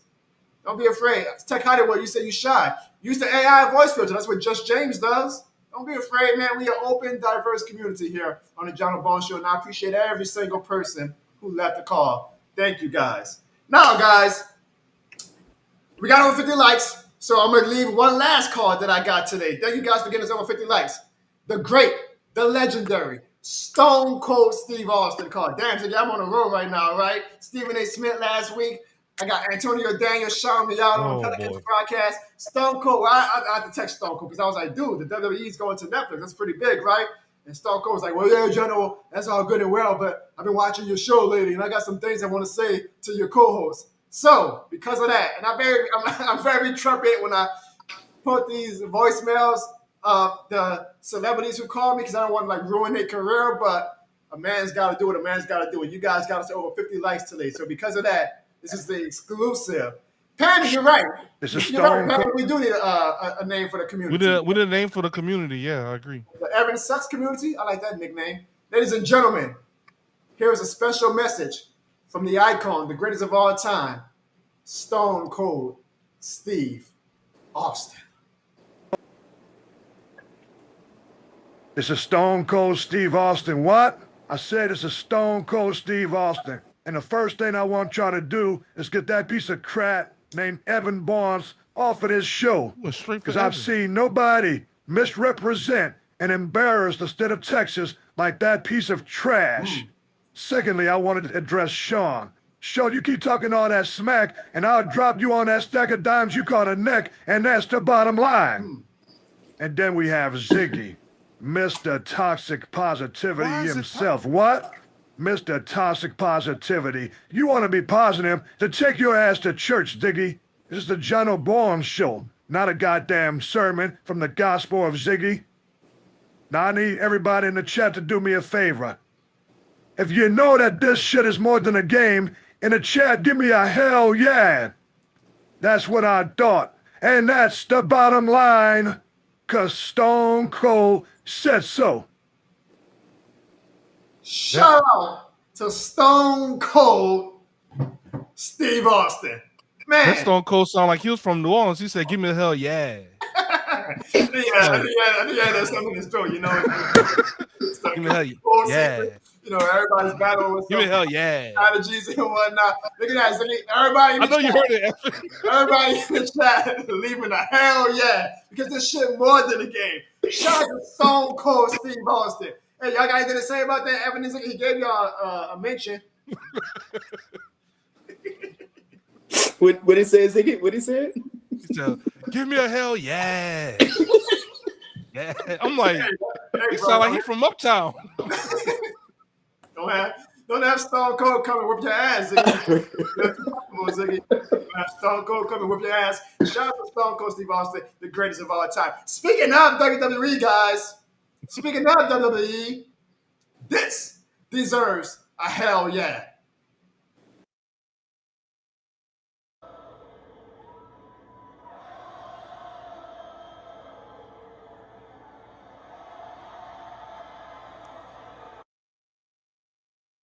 By somebody in a lime green suit. Well, if y'all missed it, look pretty closely. What do you see, Ziggy and Evan? Oh, somebody in the crowd is wearing a this shit more than a game shirt. That is awesome. Again, wow. First, Well, I thought that was my brother right there. Oh, with the belt? That's not Kev with the belt? It might be him, Evan. It might be Kev. Antonio Daniels shouts this shit more than the game, the PG-13 version, on the Pelicans broadcast, and then the WWE cameras catch the this shit more than the game in the crowd. Right next, by the way, to the Austin 316 shirt. The two greatest shirts of all time. This shit more than the game and Austin 316. That's awesome, guys. Honestly, no, all jokes aside, that's freaking awesome. I'm honored. Every time I see people wearing my shirt, it's humbling as hell to see him make a national broadcast on the WWE. That is freaking awesome. Thank you guys so much. For anybody who's ever bought a shirt, thank you guys. It's actually my dog. His name is the Biggest Bird. That's the Biggest Bird, by the way, guys. Bro, come on, bro. So shout out to the Biggest Bird. Shout out to my dude, Rizzo, right and that cool ass Barnes wall jacket. And whoever that guy is with the Austin 316 shirt is, I don't know who that is, but that's awesome because that to me, guys, is a sign. Like, y'all know how big of a Stone Cold fan I am. Y'all know how many Austin 316 shirts I have. To have the this shit more than the game next to the Austin 316 thing, and it's a sign from God, bro. Some asses are gonna be kicked. What's his name, bro? The Biggest Bird, man. Appreciate the man you, mama named him the Biggest Bird, Ziggy. I'm gonna call him the Biggest Bird. Shout out to the Biggest Bird, man. Shout out to the Biggest Bird. And shout out to the Riz. He's been in our chat a few times. He's probably at the Pelicans game right now. Both of them probably are right now, man. That was awesome to see. It was a hell of a weekend for the This Shit More Than the Game brand. Now, guys, I have a brand new segment I want to do right quick because, you know, we don't have as much Saints stuff to talk about during the offseason. So, y'all want to talk a little bit about some of the hot topics going on in sports? You know, not Saints and Pelicans or New Orleans and Louisiana related, but just some general sports topics. What you got, big dog? All right, so what we're going to do is going to do a little bit of a speed round / hot table session where we talk about some of the hottest stories in sports. Let's get the music going. We're going to talk about what's going on in the water sports, and I want to get you guys' opinion of it. And in the chat, please let me know your guys' opinion as well. We're going to start off, guys, with this tweet that I did last week where it was just amazingly bad weather in Boston. And I put, guys, this is a hot take, no pun intended, but it's 2024. The appeal and the lure of cold games is outdated. The Chiefs and Dolphins played in negative 30-degree weather, and the Bills and Steelers had to play with 65 miles per hour wind gusts. It's not fun anymore. It's not badass. It's dumb. Move these teams indoors so we can stop having these crazy ass weather games. That's bad. A lot of debate on Twitter. Some people were for my opinion. A lot of people were against my opinion. Evan and Ziggy, how do y'all feel about cold weather games? Do y'all think it's an outdated concept? Do y'all think that as we move forward, every team that makes a new stadium should be required to have a roof over it so that we don't deal with these type of games anymore? Or am I just off base and that this is quote-unquote football weather? Evan? Man, look, American football was started in early 1900s, whatever. This is a man's game, okay? You get paid millions of dollars to play American football. You think they care about weather? These guys play with no pads, no helmets. They just get up and tackle each other. So people complaining about, oh, we should move them indoors. Oh, shut the hell up. Sensitive people, bro. Like, stuff like that irks my nerves because it's like, it's a man's game. You're getting paid to play football. Go out there and play football no matter what the weather is. It can be raining, tornado, hurricane, earthquake. Don't matter. Go play. Ziggy, what is your opinion about these extreme weather games? Am I outdated or are you more on Evan's side? This man said earthquake, bro. You're doing too much, bro. Ziggy, you got an opinion? I'm sorry. I kind of believe both sides are true. I feel like you can still have the arenas, but build it to where they can do the retractable roof. Because people talked about how Miami got blown out or whatever, but it's like y'all complaining about how teams are getting blown out that are in the South or based in the South, and they're going into northern teams to play playoff games. Go ahead and make it a fair field. Make everybody a even playing field. Technically, like, this is the Bills and Chiefs home field advantage, right? To be cold games. I get it, but I don't really think it's that much of a home field advantage. I feel like it's a positive for they lost, but the Dolphins and the Steelers. It's like, okay, that kind of evens the odds a little bit, like, because I don't care if you were a Chiefs player or a Bills player. Your ass is just as cold as the Dolphins and the Steelers players were. So it's not that much of a home field advantage to me. Patrick Mahomes' helmet was cracking because it was so cold. I will see the best teams in fair one-on-one, man up. Let's play. I mean, that's real man football. You care about something? What makes a man? Playing man to man, not no damn. Oh well, now that we got this goddamn negative 30-degree weather. That's not football, man. It's 2024, Evan. Get with the times. That's my opinion. A good team will learn how to win no matter what the circumstances are. So don't give me that. I disagree. Before we get to the next topic, my lovely mom is in the chat. Shout out to my mom. So give my mom a round of applause.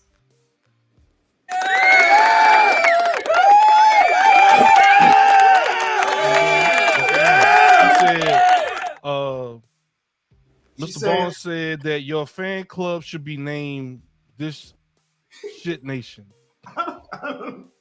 Nah, Zig, you got to reread that. What is that?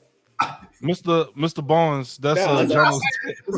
Read it the way my mama wrote it, bro. Don't disrespect my mama. Read it the way my mama wrote it. Miss Gina said Jono's father said that your fan club should be named This Shit Nation. Okay.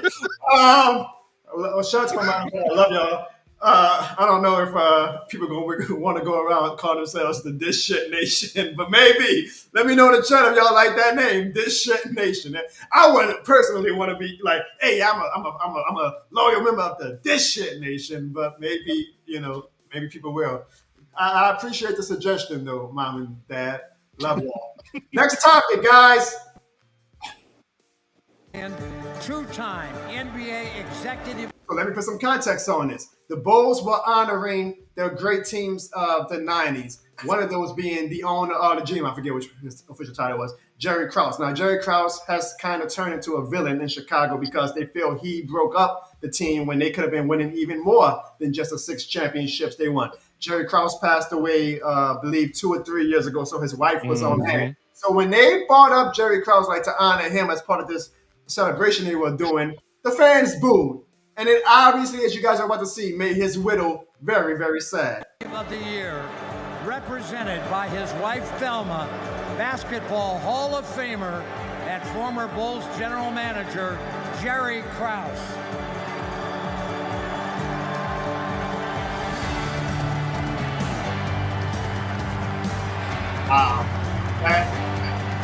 That's kind of sad, Hansi. That's kind of heartbreaking. Man, I ain't gonna lie, that's kind of messed up. I feel representing her deceased husband and those idiot fans. And shout out to the Chicago Bulls fans because a lot of them after that.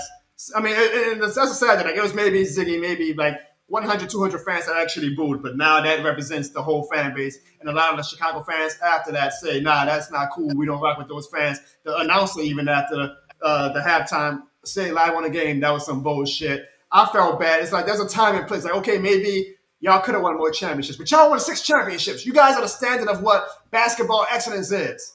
Okay, the Warriors just had an amazing run, and they still pale in comparison to what the Chicago Bulls did in the 90s. That man helped build y'all 6 championships. He's dead. Show him some respect. And it happened, okay? Sorry that it didn't go for 7 championships, 8. But he's dead. Honor the man. That man wife out there crying, man, that's pathetic. Ziggy, how you feel about that? Nah, that's heartbreaking. I hate to see her kind of go through that. You know, when someone loses somebody that they love, man, you know, you don't know what kind of stuff that she's going through right now, and then to kind of relive some of that and to kind of see the fans not appreciate what he did, kind of slap in the face to her, and I kind of feel bad for her. Evan, how do you feel about that? Man, y'all gonna hate me for this, but 2 things. One, we live in this beautiful country called America where we have freedom of speech. So I should feel free to express however I want to feel. And second of all, nobody told her ass to go out there. Like, if you know that you got bad blood between the fans of you and your husband, man, don't go. Ain't nobody forced her to go out there. So all that crying, I mean, it just shows the sensitivity that's going on in this country. Like, people can't express how they feel without like, oh, this bullshit, we not supposed to boo. No, hell with that. If I'm feeling some type of way, I have the right to express how I feel. And look, if she start crying, that's on her. I can't control that. Hey, and the crazy thing is, when I actually first saw the video, I started laughing because she really did start crying, and I'm like, why is she crying? But she should have known that though. That's my thing. Like, she should have known there was bad blood. But again, nobody forced her to go out there. That's all I say about it. Y'all can hate me in the comments for all y'all want. I'm just saying. Can everybody in the comments, if you just think what this man just said was absolute bullshit, leave a hashtag FU Evan. He wants to talk about free speech. Leave a hashtag FU Evan for the worst take. I think he's had some bad takes on this show, y'all. For him to get that take, come on. That's a bad take. It's people expressing how they feel. Bro, you've been in Texas y'all been expressing how y'all feel about Dennis Allen this whole show. Those fans expressing their feelings about Claus. So come on, man. It's tomato. It's the same thing. Only difference is, no, it's the same thing. You've been around them Texas Republicans a little too much, Evan. Like, Ziggy hiding his head in shame. Y'all, leave a hashtag FU Evan if you do not rock with that man literally just said. Come on now, Evan. Really? Shout out to Young Ninth Ward, man. What are we doing, Evan? All right. I don't know how we can transition that. Look, I'm a fair guy. Evan, look. I do what Omega says. He respects the others. All right. Okay, how are we going to transition to that? There's only one we can. We just got to keep going. So, last Sunday, guys, before the championship divisional round games, the great Caitlin Clark in Iowa. Caitlin Clark in Iowa lost to Ohio State. They were upset. Now, y'all know what happens when a team, shout out to Slim South 504, by the way. Y'all know what happens when a team has a big win, like the fans storm the court. So this is what happened. The Ohio State fans stormed the court, and bam! Ooh, wow. That ass rocked. Now, of course, people saw that. Everybody was could have broken a nose or something. It started a lot of debate about is the concept of rushing the court or rushing the field outdated. But then there was more footage that came out. People were like, hold on now. Did Caitlin Clark actually flop? Let's watch the footage. That's in real time. No, they showed her in the real time. I was watching the slow-mo, Ziggy. Was this a flop or not?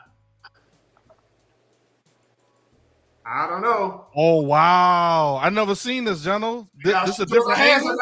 I mean, when you run to somebody, you don't like just throw your hands up like that. I don't know. So I have 2 questions for you guys.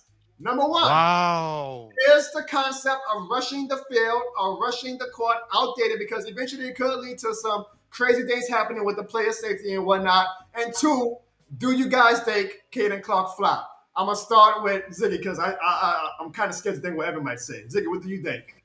Yeah. At first, because this is what I seen. I didn't see that second clip, Jono, the overhead shot.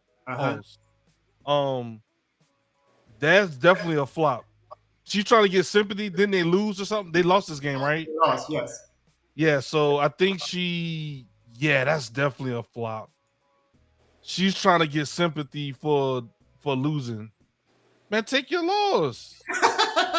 Like, why you gotta do all that? Right, so even if it wasn't a flop, let's say that, because eventually this type of thing could happen, even if it was legit. And I don't know how I feel about if it was a flop or not. But that's definitely a flop. But yeah, go ahead, bro. Do you feel the concept of rushing the field or the court is outdated because of safety issues? I don't feel it's outdated, but if player safety is the main focus, there should be like a timer to let them get out of the way and then go ahead rush afterwards. But here's my argument to that, because a lot of people have suggested that, but I'm like, you know how long it takes to get the players off the field or the court? Like, the players got to do their handshakes and stuff. Sometimes they got to do the fight song or whatever. Like, it's like a have them do a little countdown on the clock. By that time, though, the fans gonna be like, the excitement's kind of gonna adrenaline wears off. They're not gonna want to rush the corner. They're like, man, this is taking forever. But you said it's safety, bro. All right. I respect the opinion. Evan, 2 questions. 1, do you think Caden Clark flop? And do you think the concept of rushing the court or field is outdated? Obviously, if you look at the video, it wasn't a flop. I mean, after the game, the last thing you want to see after you lose is pretty much to see the other team celebrate. So yeah, Kayla's just looking straight at the locker room, trying to head out. And it's not her fault when she looked up a fan, which is so mind-blowing that people still do this, just right in front of her. And what you expect her to do? You expect her just to hit her, be like, oh, yeah, good job. Okay, thank you for running the court. Thank you for getting in my way. I could have tore my ACL, but congratulations. Go celebrate with her. You really think she's supposed to do that? Come on, man. And this whole look, I get it. I get fans are excited, especially if they're not used to winning. I get that. Saints fans, y'all should know that. I get it. But also, I'm like, it's to a point. If y'all really want to be on the field and the court so much, be a goddamn player. Be a water boy. Do something, okay? You're paying money to see the game. Sit your ass down and see the game, okay? You should not be on the court. You should not be on the field. No matter how exciting the game is, no matter how excited you are, is no reason for that. This woman right here could have seriously injured herself and could have ruined her career based on a fan excitement who probably got a 2.3 GPA in college. Like, come on, bro. Wow, I mean, damn. Zuki, why does this man take it from A to Z so extremely? Like, damn. Because Kayla Clark could have literally injured herself. Her career could have been done. That's serious, based off somebody who's just running. Like, come on, bro. And we started this episode too, Jono, with Evan was getting so much love from the listeners. Yeah, I guess he's allergic to actually getting his flowers because he's like, nah, I need y'all to hate me. This is my honest truth, bro. I respect you for living in your truth. I'll say this. I don't know if it was a flop or not, because I can't, That's a flop. Hands in the air throws me up. I feel like if you run to somebody, like, you just impact, you fall, like, you don't do the whole, but maybe it's just natural instinct for her because she is known to a lot of opposing fans as a flopper.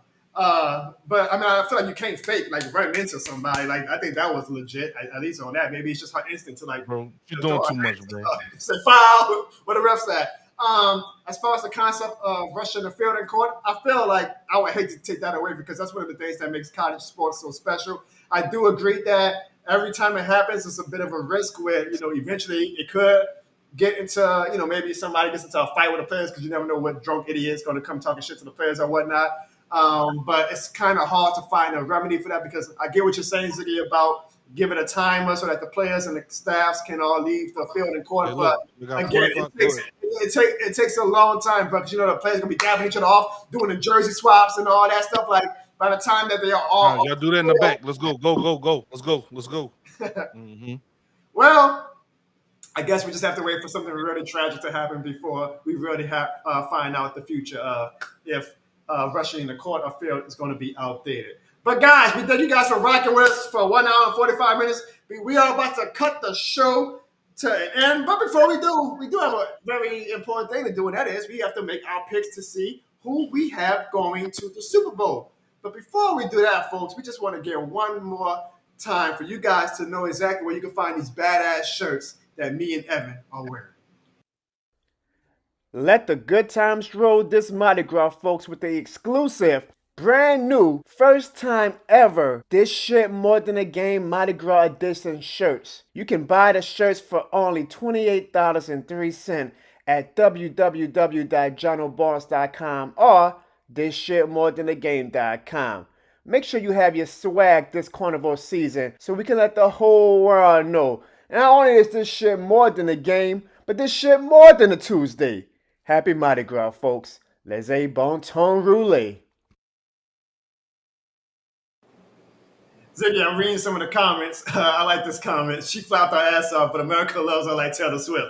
The Great White Hope, huh? Hey, bro. I want to say, man, look, we're getting close to 2 hours, and I see some people in the chat that were actually here right when the show started, and that's crazy to me, Ziggy. Like I see my girl Sandra. Shout out to you, Sandra. I see Johnny Bravo. Unfortunately, but they were here from the beginning. It's that's a lot of time to dedicate to watching a live stream, right? So, man, shout out to them, Ziggy. And give them a round of applause, Ziggy. Man.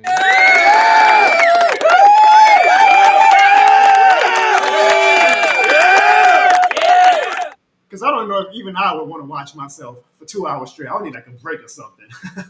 Vote ZDLR says, don't tempt me with the merch. Come on now, vote. I'm not tempting you, man. This is what you want. Get the merch. It's only $28.03. Get the merch.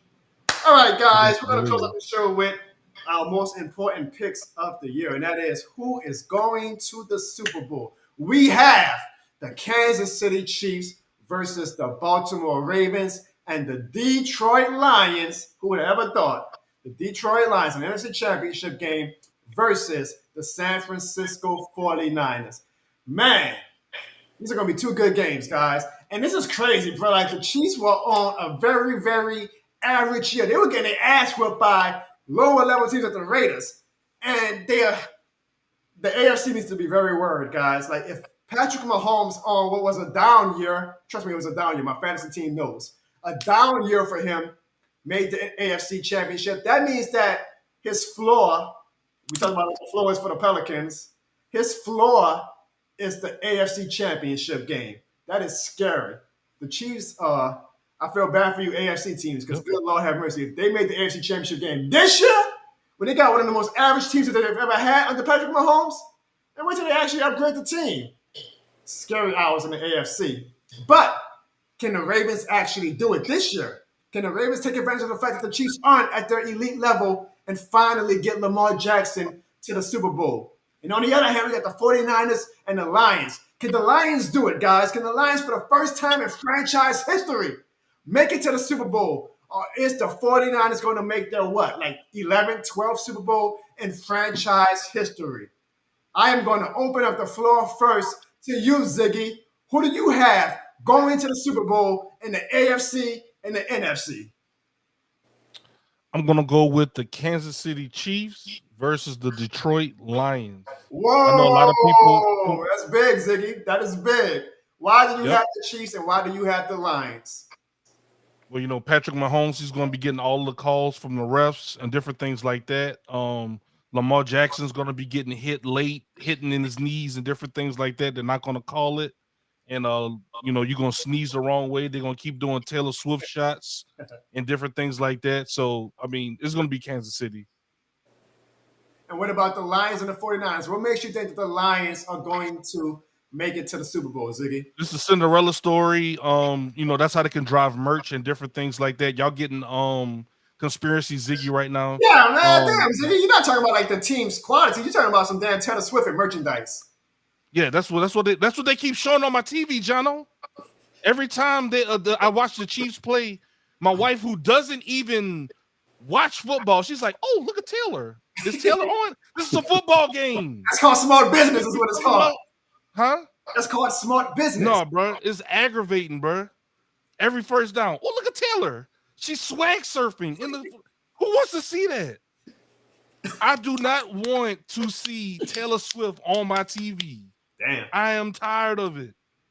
I do not have a problem with her being in the stands. I do not have a problem with Taylor Swift. I do not have a problem with her supporting her boyfriend. I do not have a problem with her hanging out. Just stop showing her on my screen, bro. Like that's like us, Jono, who are WWE fans. We go turn on Monday Night Raw, and they keep showing Barmageddon and all these other different shows that come on USA that they play. I want to watch Raw. I want to watch the product that I came here for. Please stop putting Taylor Swift on my TV after every single positive yard. Holding on the offense. I don't care. Like, we'll see her reaction. Well, Ziggy, okay, so but at the end of the day, you just picked the Chiefs versus the Lions, right? Yeah, that's what I'm gonna pick, bro. You know what that means, right? What does that mean, big dog? We are getting the Eminem versus Taylor Swift Bowl, according to Ziggy. It is going to be epic. Only one man can stop us, Ziggy, and that's the greatest of all time, Marshall Mathers. Now, Ziggy, that makes me wonder, though. You get mad at Taylor Swift. I don't see you getting mad at them for showing Eminem whenever the Lions do good. What's the Cinderella story? They do not show Eminem. They do not show Eminem as much as they do Taylor Swift, bro. They need to. They need to, by the way. Bro. They'll say Andy Reid challenged the play. Let's see what Taylor Swift thinks about this. I don't know. So you're going to have the sexists coming at the show saying that you're being very sexist right now. You ain't saying nothing about Eminem, but you're going off on Taylor Swift. Oh, chat, please let me know if I'm wrong, chat. Am I being sexist? Am I just going at Taylor Swift?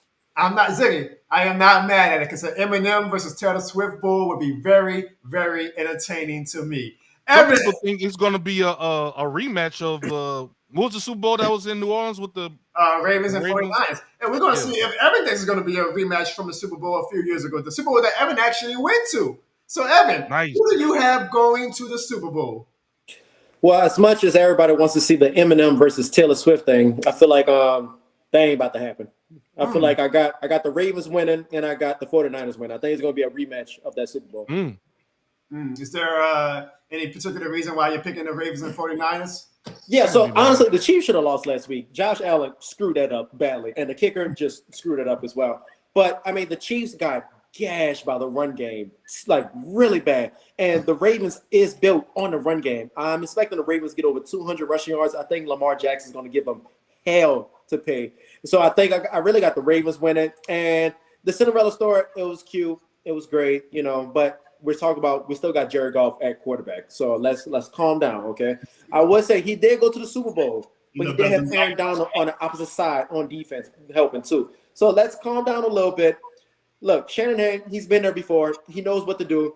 They got players on defense and offense. I got the 49ers just winning that one. The NFL wrote the script already, okay? So I'm just following it. I respect it.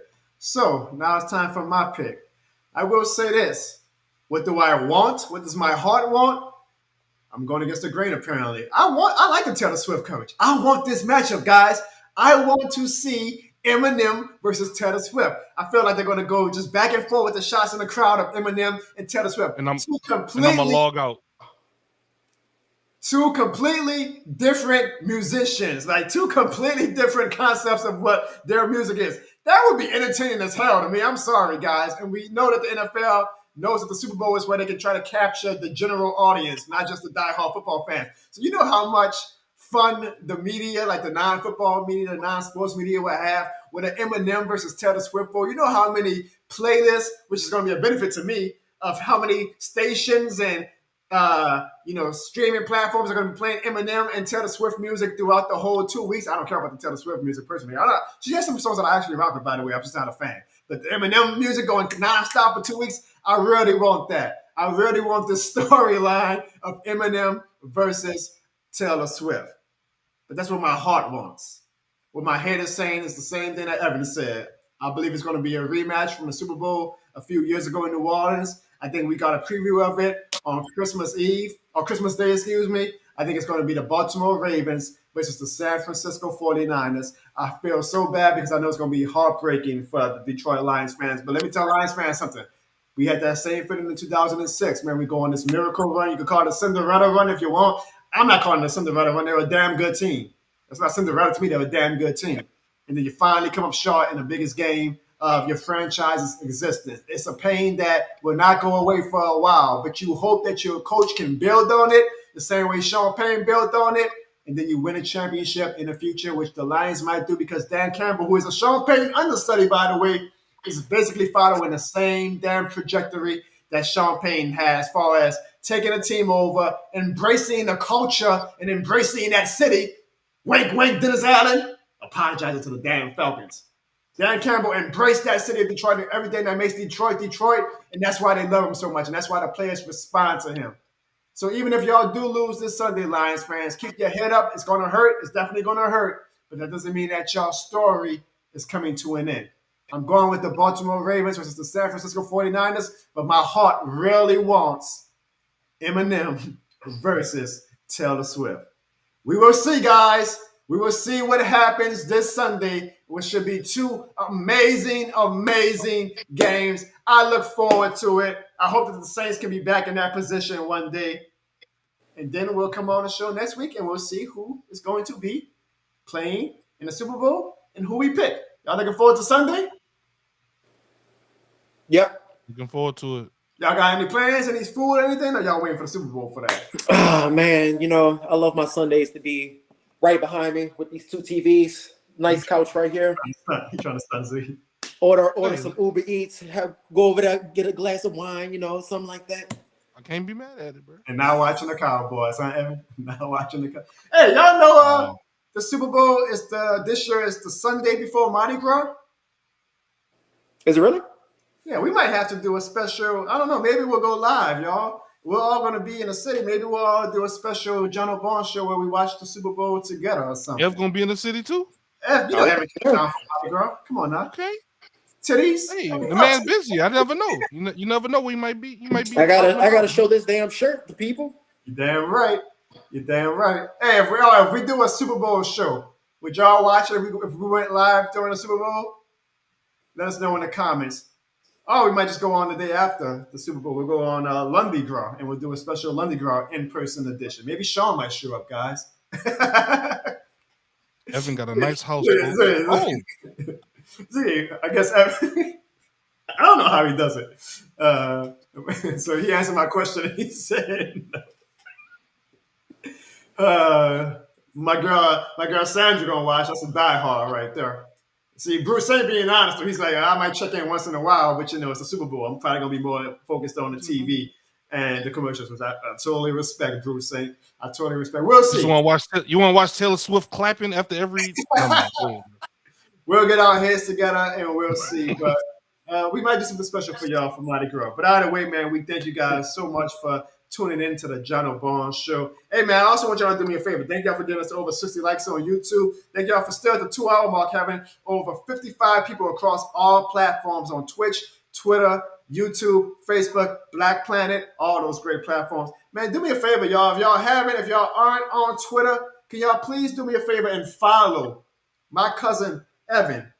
His name is @CoolDaddyApp, and he told me this, y'all. He said he loves it whenever he tweets. Saints fans comment on his tweets. I ain't said that.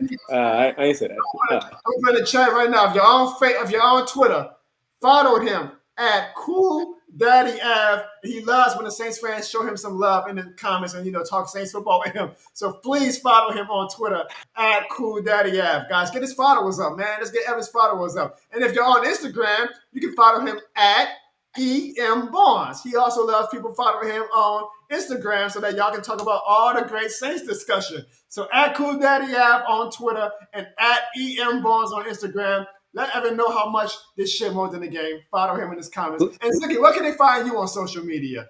Please don't. Oh, you can find me on social media at Ziggy the Beast on all platforms and on YouTube.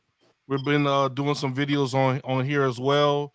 Ziggy the Beast, but the Beast is spelled with a 3 instead of an E. Because some kid named Gabe called himself Ziggy the Beast on here. Took the name before me. Shout out to Gabe, man. I rock to Gabe, man.